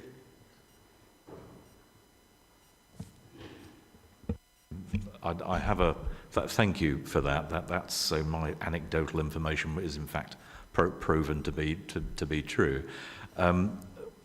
One thing, a different question, Chair, if I might, as I've got the mic. Reading the consultation results that were in your reports, very comprehensive report, I was particularly interested, I think it picked up on the commentary from the CCTV existing in taxis and private hire. And the result of that particular element of the consultation was that 64% of those respondents said it protects drivers and passengers and either reduces complaints or indeed resolves those complaints. Would you just care to comment on that, please? And this is from results of the consultation for the drivers that actually already have it installed in the vehicles. That's correct. That's our understanding. I think the resolution in disputes is far easier because false allegations are made about drivers every day, as well as allegations that passenger, in passenger, they go both ways. We get complaints in both directions. It is really difficult, particularly if you've got children or vulnerable passengers, disabled passengers, making an allegation about an incident that happened. I can give an example. 2 a.m. in the morning, a wheelchair flying around a vehicle, untethered down, very scary, pouring with rain, but needed to get home from the airport. In that situation, certainly in that investigation, part of the allegations made by that individual were absolutely not borne out against the driver. And now, if we'd some parts were in relation to an operator because they had not provided a clear instruction about what they were getting when they were booking their taxi and what vehicle might collect them. So they were offered an alternative vehicle, but the wait would have been 3 hours. I think the difficulty is... I'm sorry, Councillor Hill, I've completely lost the end of your question. Can you just repeat it for me? Sorry, it's been... No, that's you've got a lot on your mind. You've been very busy this evening. I completely understand. It was basically your thoughts about those respondents who were saying that because they already had CCTV installed in their vehicles, they actually thought it was a benefit on a number of areas. That's clear. I mean, what I would say about the consultation, a large group of people filling in that survey missed out on some of those questions. There were 5 questions on the online survey that were not responded in large quantities. We don't know why, but it was around those sorts of issues. But it is really clear when we speak to complainants and people using vehicles and also drivers in the drop-in, a lot of face-to-face conversations I had is that people feel safer when it's in a vehicle. So sometimes that's the perception of a safer city, a safer vehicle, a safer company. People will choose operators because of how they operate and what they may have. So some operators already require cameras in their vehicles. You can do that now as an independent. I hope that helps. Councillor Howard. Thank you. Oh, sorry. Oh, sorry. Which one was it? Alan or Howard? Howard. And I'm Councillor Howard. Okay. Through you, Chair, I'm going to dust off my finance hat for a couple of minutes, if I may. Only a couple of minutes. Next week, the Cabinet has a very sobering and serious budget control report to look at, where each department and directorate will be squeezed furthermore over the coming months. My question is that it's seen in the financial implications in section 10.1 that this will come at additional cost to the council. And my question is this budgeted? Is there cross-council department support for this extra cost when the squeeze comes down? And what sort of extra cost are we forecasting should this go ahead, please? I mean, I can't give full detail, but I will try and answer for you because I'm conscious of the report that's going ahead, which is not linked to this. But as Adrian said in his sort of annual licensing report, we have a system that is not operator supportive, and I mean from an applicant point of view for all licensing, that is expected to give us some resource savings in that process, and it will be fine-tuning. So what we think is that we'll be able to deliver this within the cost that we have and using the licence fees that are already in payment without any additional charge to licensing fees, without any uplift. So we've got an operating team that are very efficient and able to do that. Once they've got on a system, which Adrian talked to you about earlier, which is called Verso, that will free up their time from administrative processing in order to deal with this matter if it was agreed by committee and later council. If I may, Chair. Go ahead, Councillor Howard. Just to come back on that, because the paper does imply that there will still be extra cost and extra administration. I think for the driver's sake, we'd need to provide the extra support and administration if this was to go through. So it still sounds like there is an extra cost there, but are we happy with this? We're happy that we would have to probably put a lot of front-facing stuff. So we do a drop-in now, don't we? I think we talked about that in the previous report. We're clear that we would need to do some face-to-face support with drivers and help them use the new operating system, all those types of things.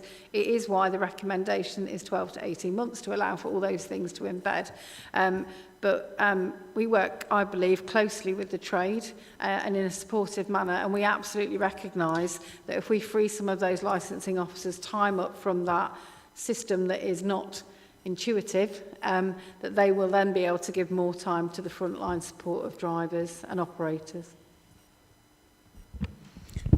Thank you. We'll go next to Councillor Allen. You sure? Yes. Thank you very much. I mean, we're having a great debate on this, and so we should, because it's a very important issue. There are clearly well-founded concerns with the trade, within the trade, and they are being eloquently put across, both in the analysis we have before us and in tonight's presentation. I'm just thinking whether the representation of the both Hackney and private hire federations could be taken into consideration. I'm not preempting the outcome of tonight. If it does fail, can we look to a fallback option of looking at this one where they're saying the best option, if CCTV was brought in, that'd be discretionary rather than mandatory. And that, I think, would see an organic rollout of the system that we're seeking to achieve. So is there a fallback position if the initial suggestion fails this evening? Okay, so the response to that is currently that position exists. So operators can all currently choose to have discretionary cameras in their vehicles. I think for a local authority that would be extremely hard to administer because the legislation is very clear about mandatory opposed to alternate. So I don't think currently there is an alternate, I'm afraid. Councillor Blakemore-Creedon. Thank you, and through you, Chair.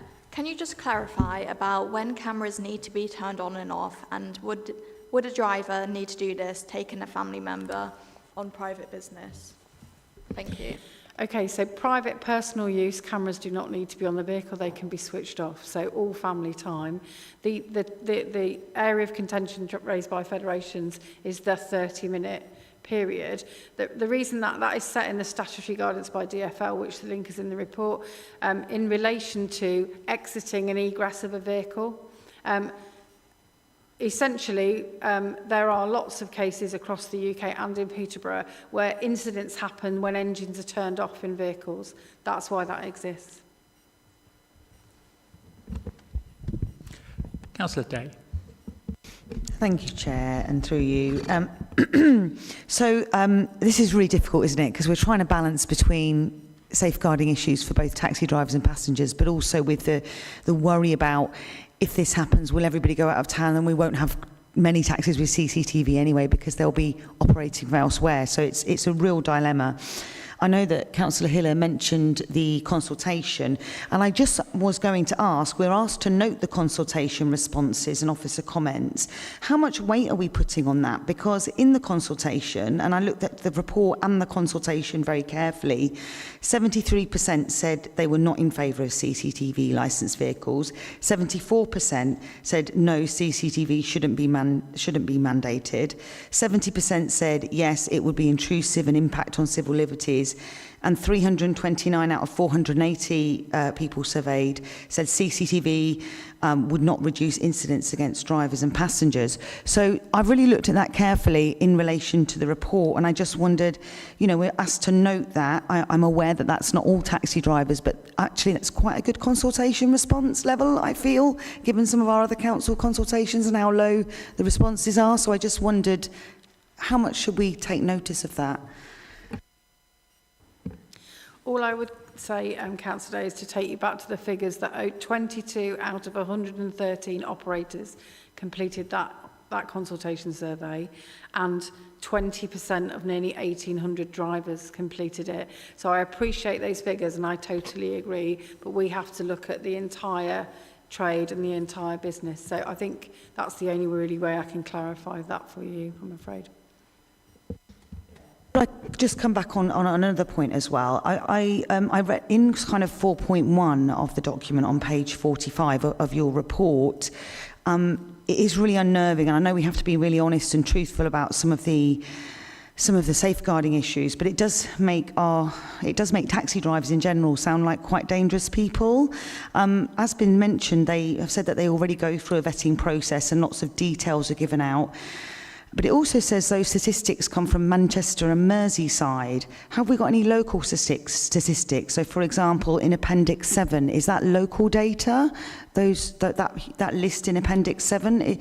It's hard to base something on, you know, something on what's going on in Merseyside and Manchester. We're very different cities to Peterborough. Thanks. Mentioned Appendix 7. If you could just give me the page number that you're looking at, that would be really helpful. So the first point I mentioned was on page 45 of the report when it talks about, you know, It's police data, isn't it? that's 4.1, and that's on page 45, and then the appendix is... I found it. It's the police data. Oh, sorry, I'm looking at it on the online system. I'm so sorry. Okay. Yeah, is that local data? Appendix 7, which is police data, that is local data. That is from Cambridgeshire Police in relation to Peterborough. Fantastic, thank you very much. If I take you back to, let me just jump back to 4.1, bear with me. What I would say is the national guidance, the statutory guidance looks at the national picture. You will be aware of substantive matters like the Rotherham cases, all of those child protection cases in relation to transporting modern slavery and sexual exploitation.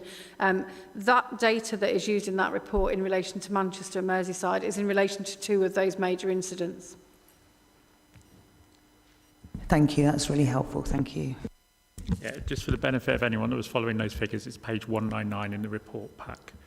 We'll go on to Councillor Elsey. Thank you, Chair. You mentioned earlier that people buy through choice and make choices, and that's true by and large. My question is, and I do exactly that. You know, I went through a number of private hire firms until I found one that I like, and I've been loyal to them for over 10 years now. But I'm concerned about the cross-border thing. My question is, if we mandate CCTV and operators from outside don't have it, can we insist that anybody who purports to be a Peterborough taxi firm clearly identifies on their apps, their websites or whatever, that they either do or don't have CCTV? And if they do, if we can do that and you then buy through choice, that would surely weigh the decision making of a lot of people in favour of the Peterborough ones, even if it's slightly more expensive, because they can see quite clearly that it is a Peterborough firm and it is a firm which has adopted the CCTV policy, and those firms that are operating with licences from other areas wouldn't be able to put that, because it would be a blatant lie if they're not following that policy, which then gives people an opportunity to select Peterborough taxis or private hire vehicles on the basis of that knowledge. So is it something that we can insist that is done? What I would say is in the specification, which is in the appendices, it talks about if you guys mandated CCTV in vehicles, they have to have a sticker in their vehicle that lets people know that they have cameras in their vehicle. That's part of the national guidance. I would imagine it would probably be more of a marketing issue in relation to operators to advertise that they have cameras in their vehicle. I'm not sure we could enforce that in any way. I repeat again, the national guidance in relation to across borders is far under up for review. It is a major problem for all cities, all district and borough councils. Thank you. If I can come back, I understand that, and you know, in this case and in a lot of other cases, the law's an ass. But my question is more: can we positively imprint on Peterborough rather than negatively imprint on everybody else? So, as an authority, can we insist that Peterborough operators identify themselves as a Peterborough operator and a member of the CCTV scheme, and those that aren't Peterborough operators who aren't following the scheme won't be able to do so? So I understand what you're saying, and I get the difficulties with people coming into the area, but it's not about trying to police the people coming into the area. It's about, can we insist on a positive message being put on all of the apps and so on and so forth, that the Peterborough operators, who are law-abiding citizens and are doing the job properly, that they are following the scheme, because people do buy through choice. I buy through choice, and you know, as I say, I've been loyal to the same firm for over 10 years because they provide me with a very good service. You know, do I pay more than I can get private hire cars elsewhere? Yes, I do. I know that, but I'm quite comfortable with that because of the service that I get provided. So it's more about, can we protect those people if this scheme was adopted, rather than legislate against the other people? The honest answer is no, we cannot mandatory make them advertise that they're in the scheme. But for publicity, I'm sure we could get the comms team involved, do a lot of PR, and maybe offer some kind of sticker to go in the vehicle. Operators could actually agree to put information on their website, but we can't enforce upon that. That's down to them, because there isn't anything in legislation that allows us to do that. My only concern with it is that putting a sticker in the vehicle is all very well and good, but if you're booking a car on an app, you've already booked it by the time that the car turns up. I was just going to respond. I think committee can ask us to do that, actually, if that be an option in your recommendations. I think you can ask us to actively promote that process. But I'll leave that for you. Yeah, we can, if you want to revisit that, Councillor Elsie, when we get to the appropriate point, you can do so. I've got Councillor Knight next. Thank you, Chair. So I'm going back to the previous question that Councillor Day asked regarding page 45 and 199. Why have you used the two areas, Greater Manchester and Merseyside, as examples, considering they are the two areas with the worst sex trafficking, and then tried to compare it to Peterborough, which is probably really low? I don't think it's fair on the taxi drivers. Looking at the stats from the last 5 years on the 199, it's quite minimal. Thank you. Just to clarify, it's the Department for Transport that uses that data on the national legislation that brought this into place. So we have to present that to you. It's actually the statutory guidance to draw attention to all local authorities when you're considering CCTV in vehicles. So it's statutory guidance. So it would be inappropriate for us to not include that DFT guidance. Councillor Day. So obviously, you know, I'm aware of safeguarding issues as a teacher, so I have a DBS, and I'm under the understanding that taxi drivers all need to be DBS'd. That's correct. Now, when we're looking at CCTV, I did take on board the points of invasion of privacy, and it does come up in the consultation for both clients and drivers.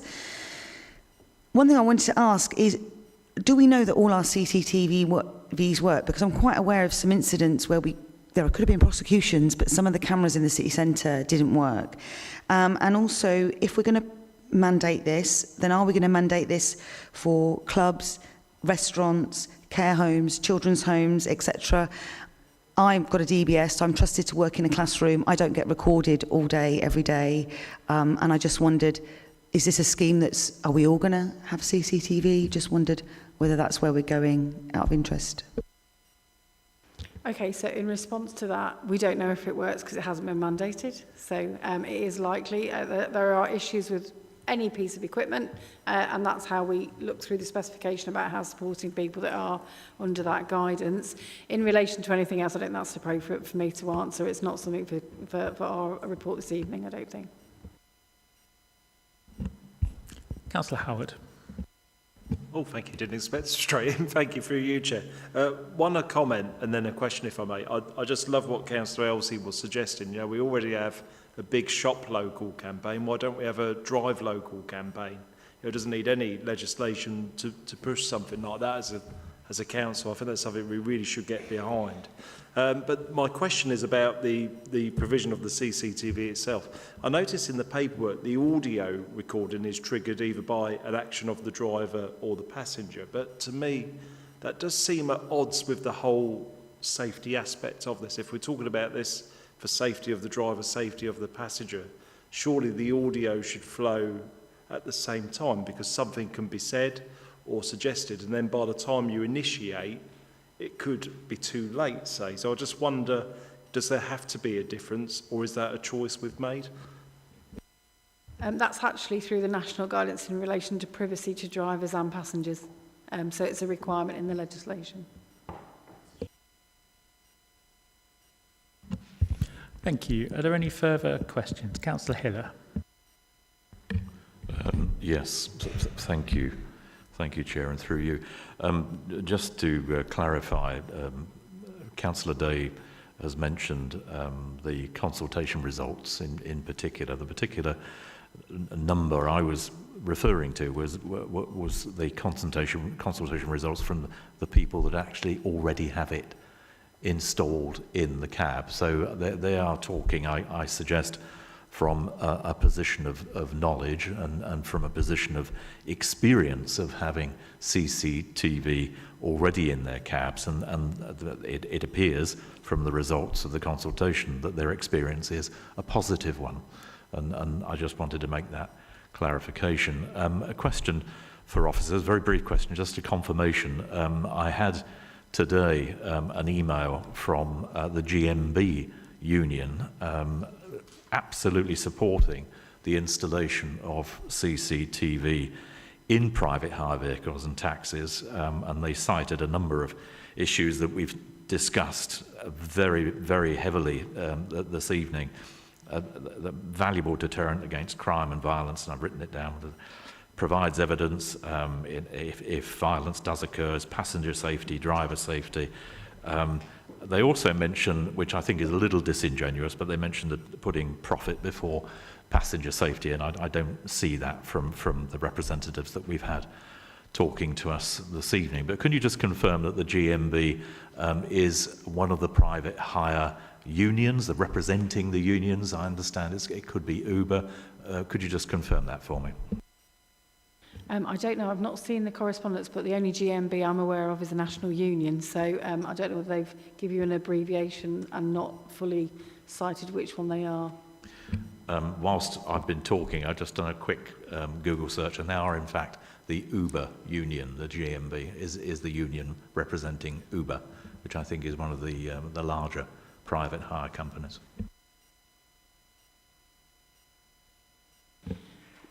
I've just seen it with Councillor Wiggins for the first time. It does look to me that it is Uber, but they are supported by the national union.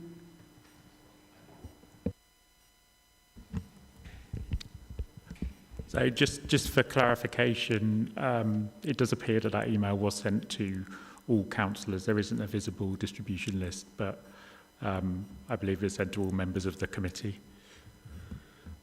Any further questions? No. In that case, we'll move on to a general debate on the recommendations. Does anyone want to start the debate? Councillor Hiller. Yes, I'm happy to, Chair. It's as I say, I've sat through two previous iterations of this potential mandating of CCTV in private hire and black cabs, and I've always been inclined to think of the safety issues. I say inclined, not convinced, but inclined to think of the safety issues, and putting myself and my wife and my family in the back of a cab. These people, the drivers and the owners of these cabs, are absolutely proper people. They are sound, conscientious, safety-conscious business people. I completely get that, and I would be the last person to ever reflect anything to the contrary. However, I'm minded to look at the government diktat, which is unless there is a compelling reason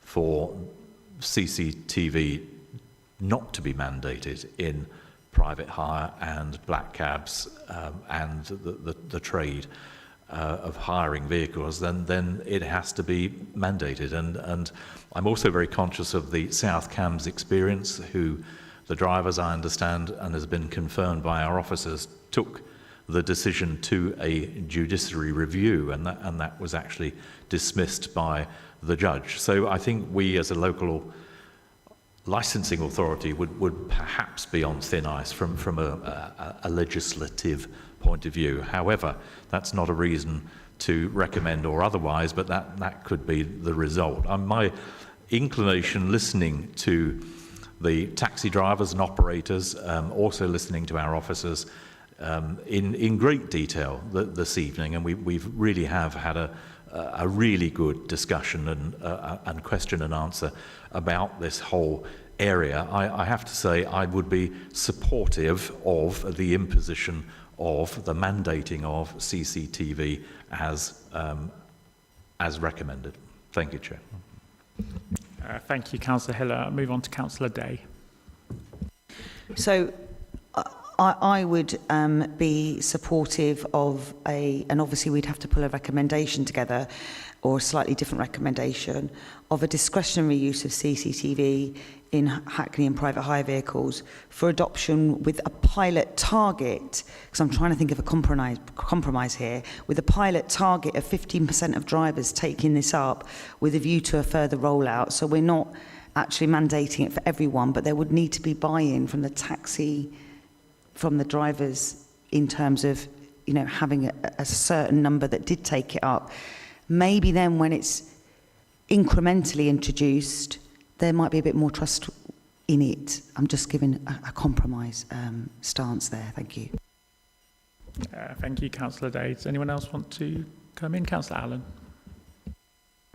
Yes, I wasn't going to comment during this summing up, but I am attracted by the proposal that we've just heard, and I think that I always believe in a carrot rather than a stick. So if we could encourage the trade to take up the CCTV by the method just suggested, then I would support that. Thank you. Thank you, Councillor Allen. Anyone else wish to speak?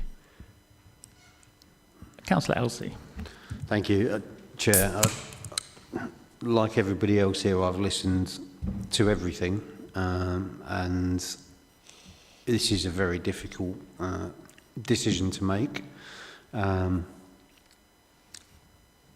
I understand from a business owner's perspective how impactful it can be when all of a sudden legislation changes and you're faced with the purchase of whether it's CCTV or something else, and the impact that can have on your business. So I do sympathise, but I do believe that as Councillor Hiller said, the mandate we've got from central government is that unless there is an absolute compelling reason to not mandate it, that we should do so. However, I would only be willing to do so if the recommendation was that we find a scheme whereby we make it absolutely clear which operators are from Peterborough and which ones are part of the CCTV scheme. So people have the option to be able to purchase with knowledge and book on the basis of some people will just go for the cheapest price. I get that, I understand that, but a lot of people won't, and regular users won't. They'll stay with the firms who they've been loyal to, like myself, and will be support. And you know, I can't speak for everybody else, but I would even be supportive of an increase in fares if that meant that we could still have the very credible operators that we've got in this city working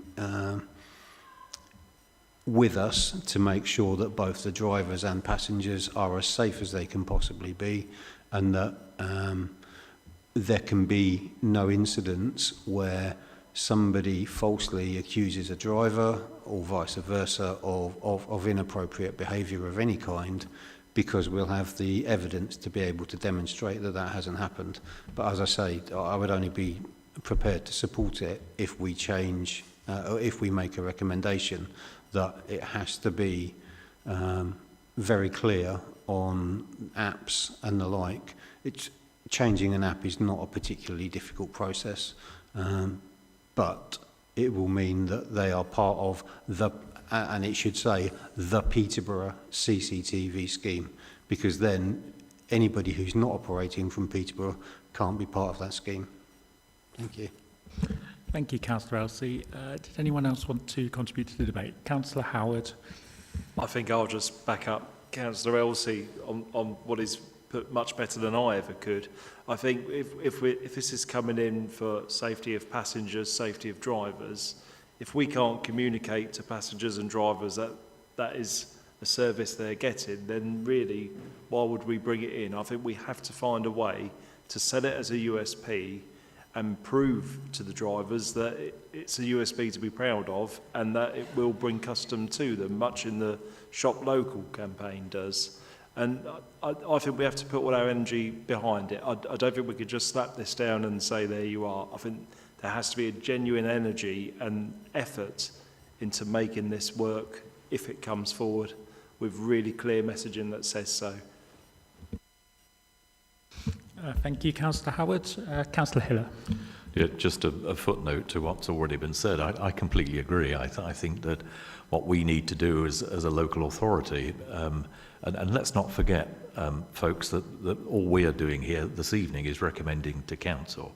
I think we need to be quite clear about that. It's not us that makes this decision. We are not, whatever is decided this evening, and we are not mandating this programme. We are making a recommendation or not to full council. So I think that's really, we need to bear that in mind. But I think an awareness campaign, we as a local authority, a responsible local authority, should this be recommended, should full council adopt the mandate, if that's not an oxymoron, to promote the cars, the vehicles that will have this wouldn't happen overnight. We've been told already it's a minimum of 12 months, maximum I think of 18 months, I think you said.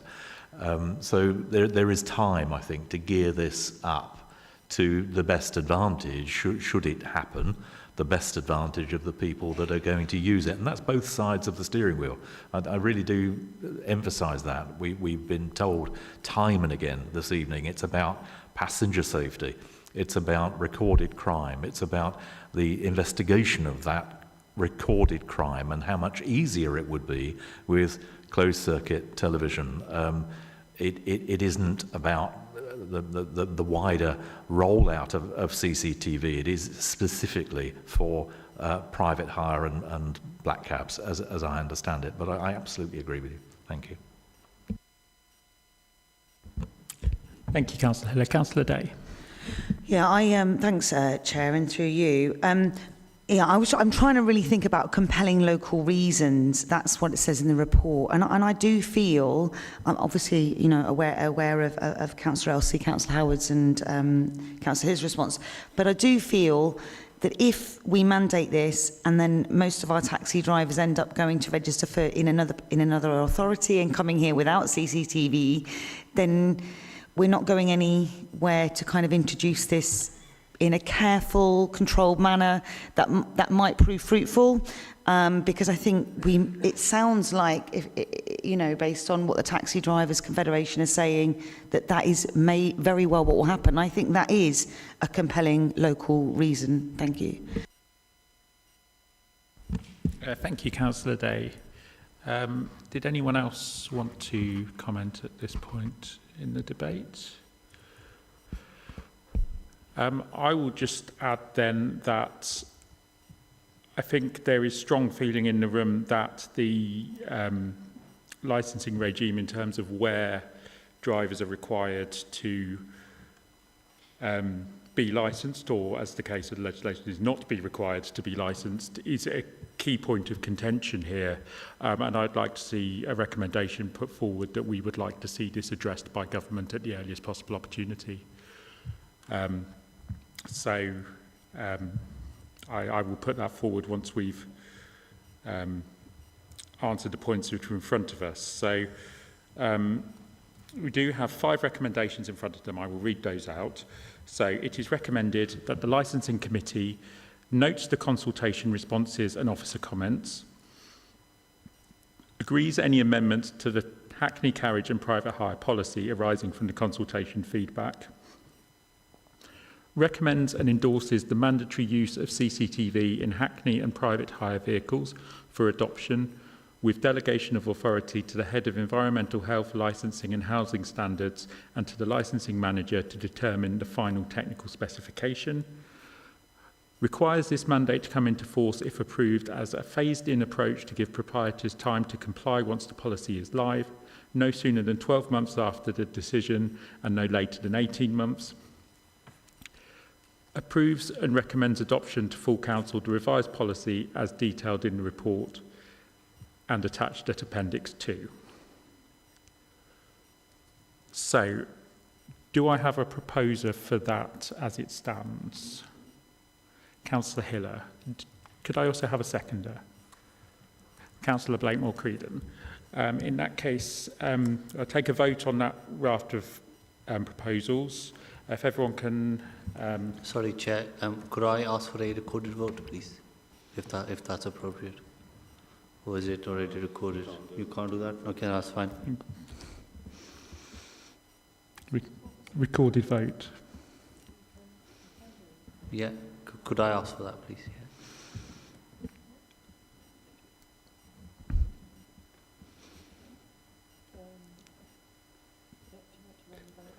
Yeah. Yes.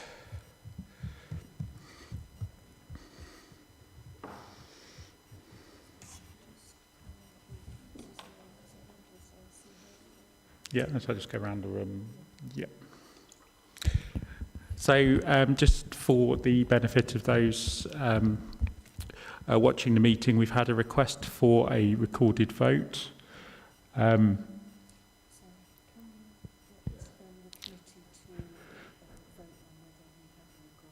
I need a certain...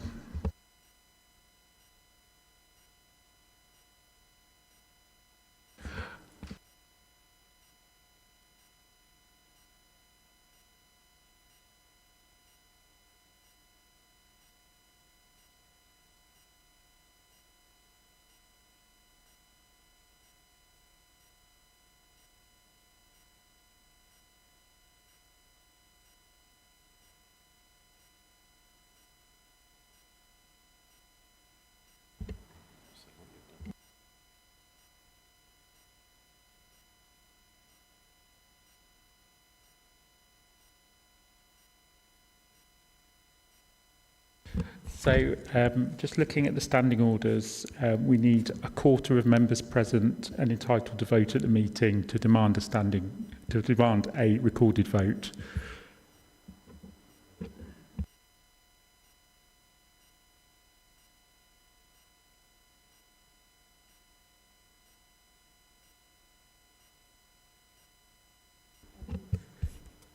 So is there anyone else in favour of a recorded vote?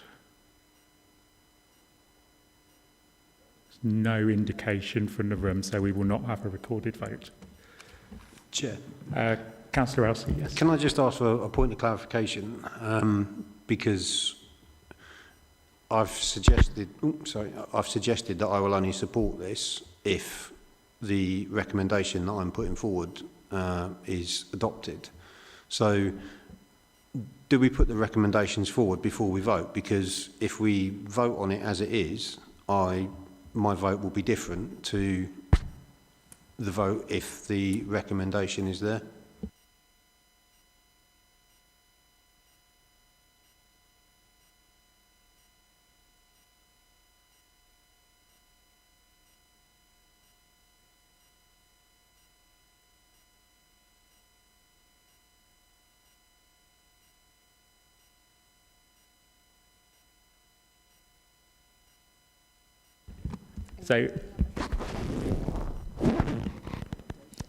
So yes, I've just checked with the Democratic Services and Legal Officer on that, and yes, we can do that. So we can add further recommendations as long as we have the clearly worded recommendation before we go to the vote. So Councillor Elsie, would you be able to provide us with a wording for your recommendation, please? Certainly.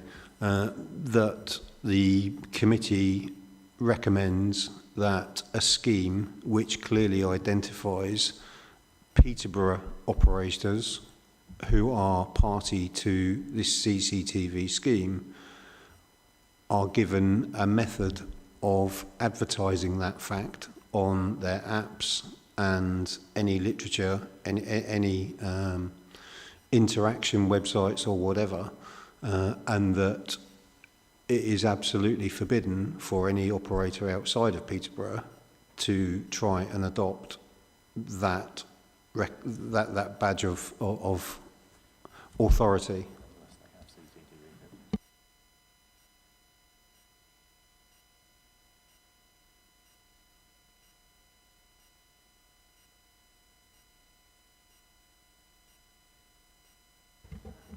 From where? The very last bit from where?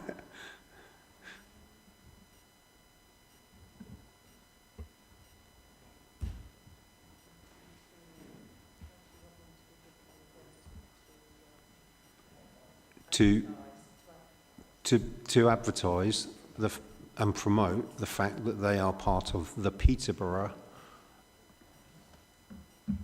CCTV scheme, and that the council endorses this, and that it would be and that there's a method of ensuring that outside operators cannot fraudulently attempt to use this badge of certification.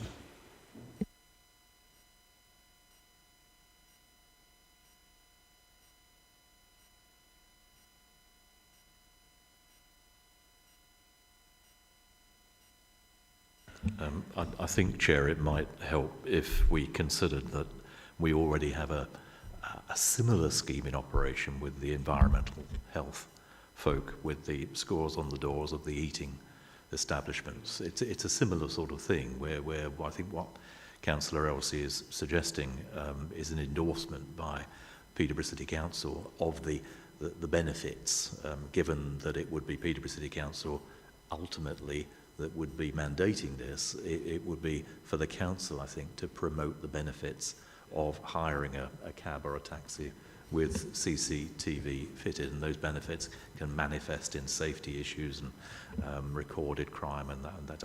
You know, I'm not a communicator, but I'm sure our very clever communications folk can come up with something.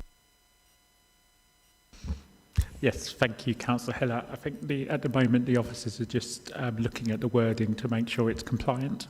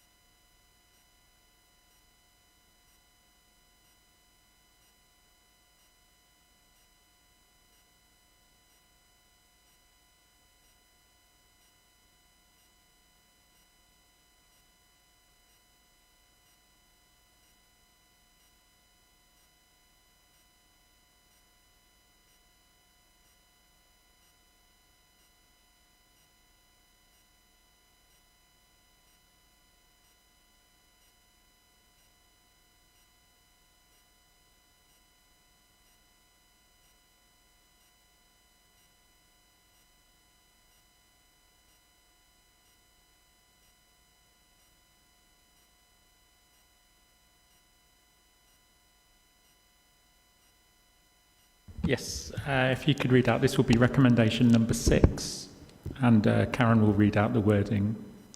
So just to repeat Councillor Elsie's recommendation, is that the committee recommend a scheme which includes that operators are part of the CCTV scheme, given the ability to advertise and promote that they are part of the Peterborough CCTV scheme, which the council endorses, and there is a method to stop outside operators not being part of the Peterborough scheme.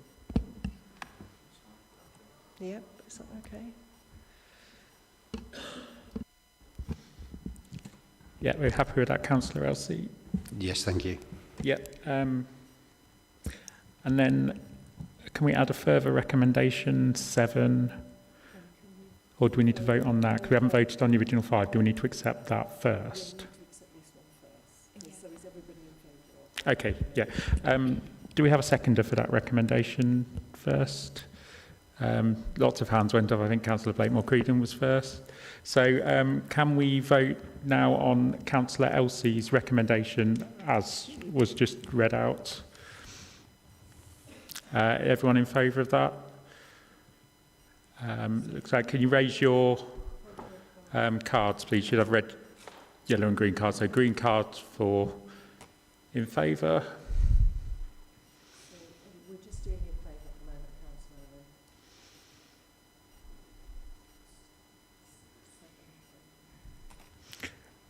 Councillor. And if you're against, red card.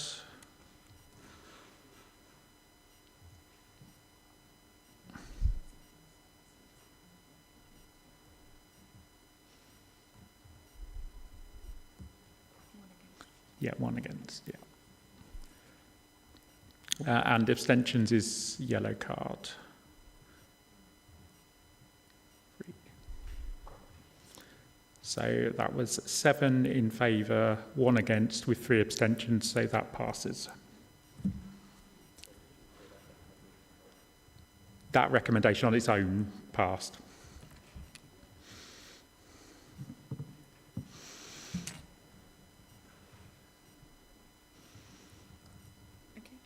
So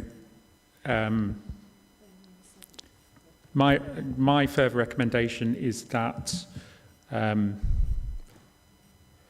open to who the correct person to do this is, but that the council lobbies government to bring forward legislative change on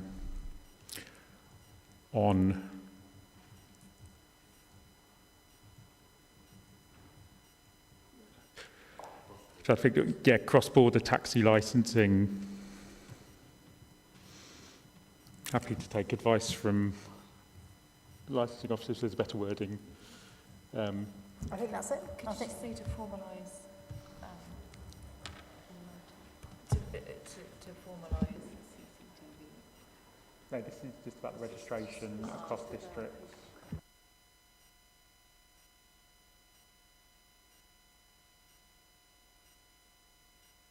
I was just going to say the supporters is probably a motion to lobby an improvement and uplift of the local government miscellaneous provision 1976 that manages the licensing of taxi and private hire. I think that's probably that's the lobby that's needed to change the legislation, which will then deal with cross-border. Specifically looking at cross-border registration. That will yeah.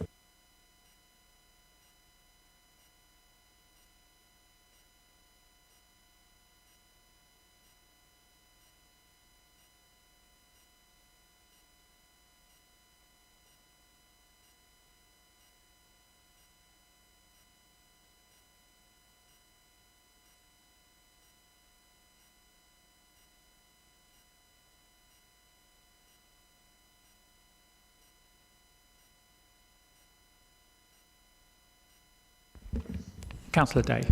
Could I just ask, because I'm new to licensing, can I vote for recommendation but then not vote for the whole thing or abstain or whatever? Or how can I do that? Or is that if I don't? This will be a standalone recommendation not related to the others. We approve it? Yeah, you can.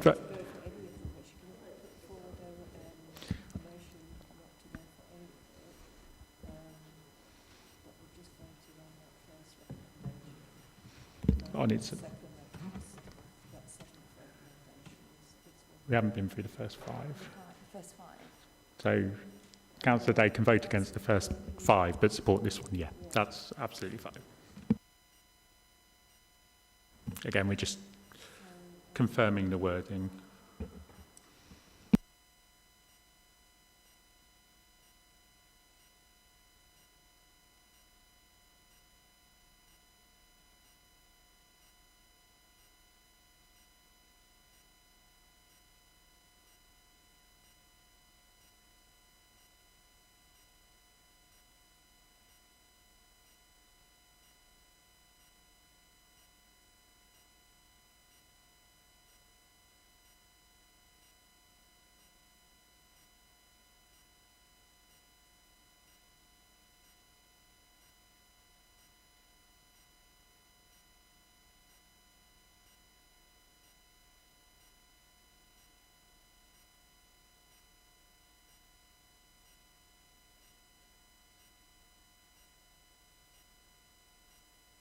Yeah, so Karen, could you read out the proposed wording? Okay, so that the council lobbies central government to bring forward taxi licence legislation changes to restrict cross-border trade. Is that correct? Yeah. So what to do the vote on? Yeah, so I'm happy to propose that. Could I have a seconder, please? Councillor Mahmood? Oh, I don't know why I turned myself off. Can we have a vote on that, please? Everyone in favour?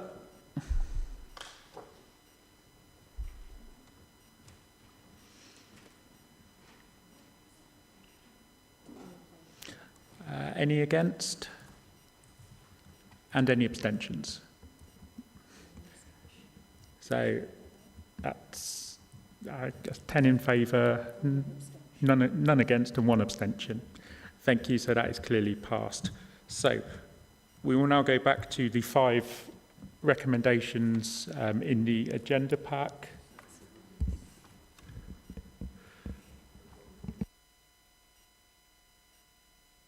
I think we've approved those 2 recommendations.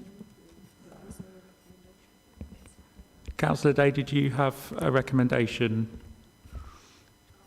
I did, but it is to recommend and endorse the discretionary use of CCTV in the Hackney and private hire vehicles for adoption, with the pilot target of 15% of drivers take this up, with a view to a further rollout working with the Taxi Federation. That would have been my recommendation, but I'm not sure if I've got support on that.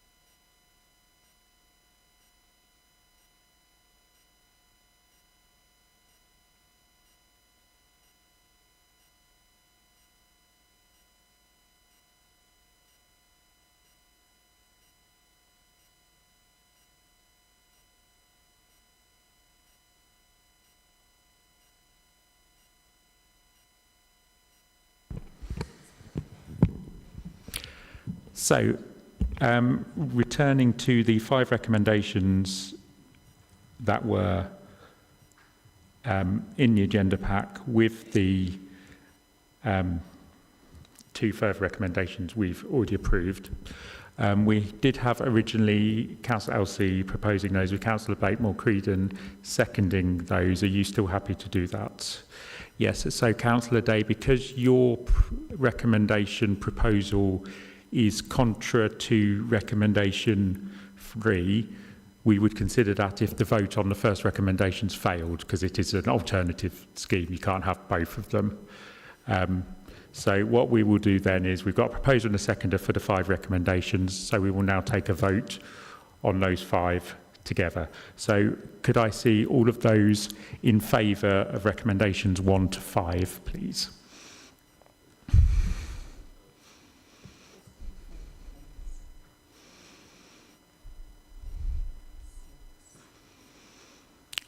All those against?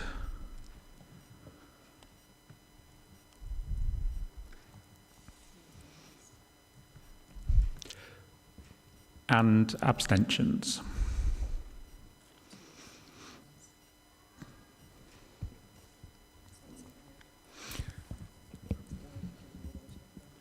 Yeah. So that was 6 votes in favour, 3 votes against and 2 abstentions, so that is carried. Are there any further recommendations from the committee?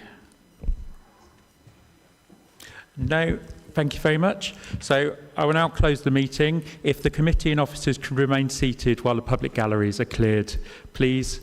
Thank you everyone for your input into the meeting.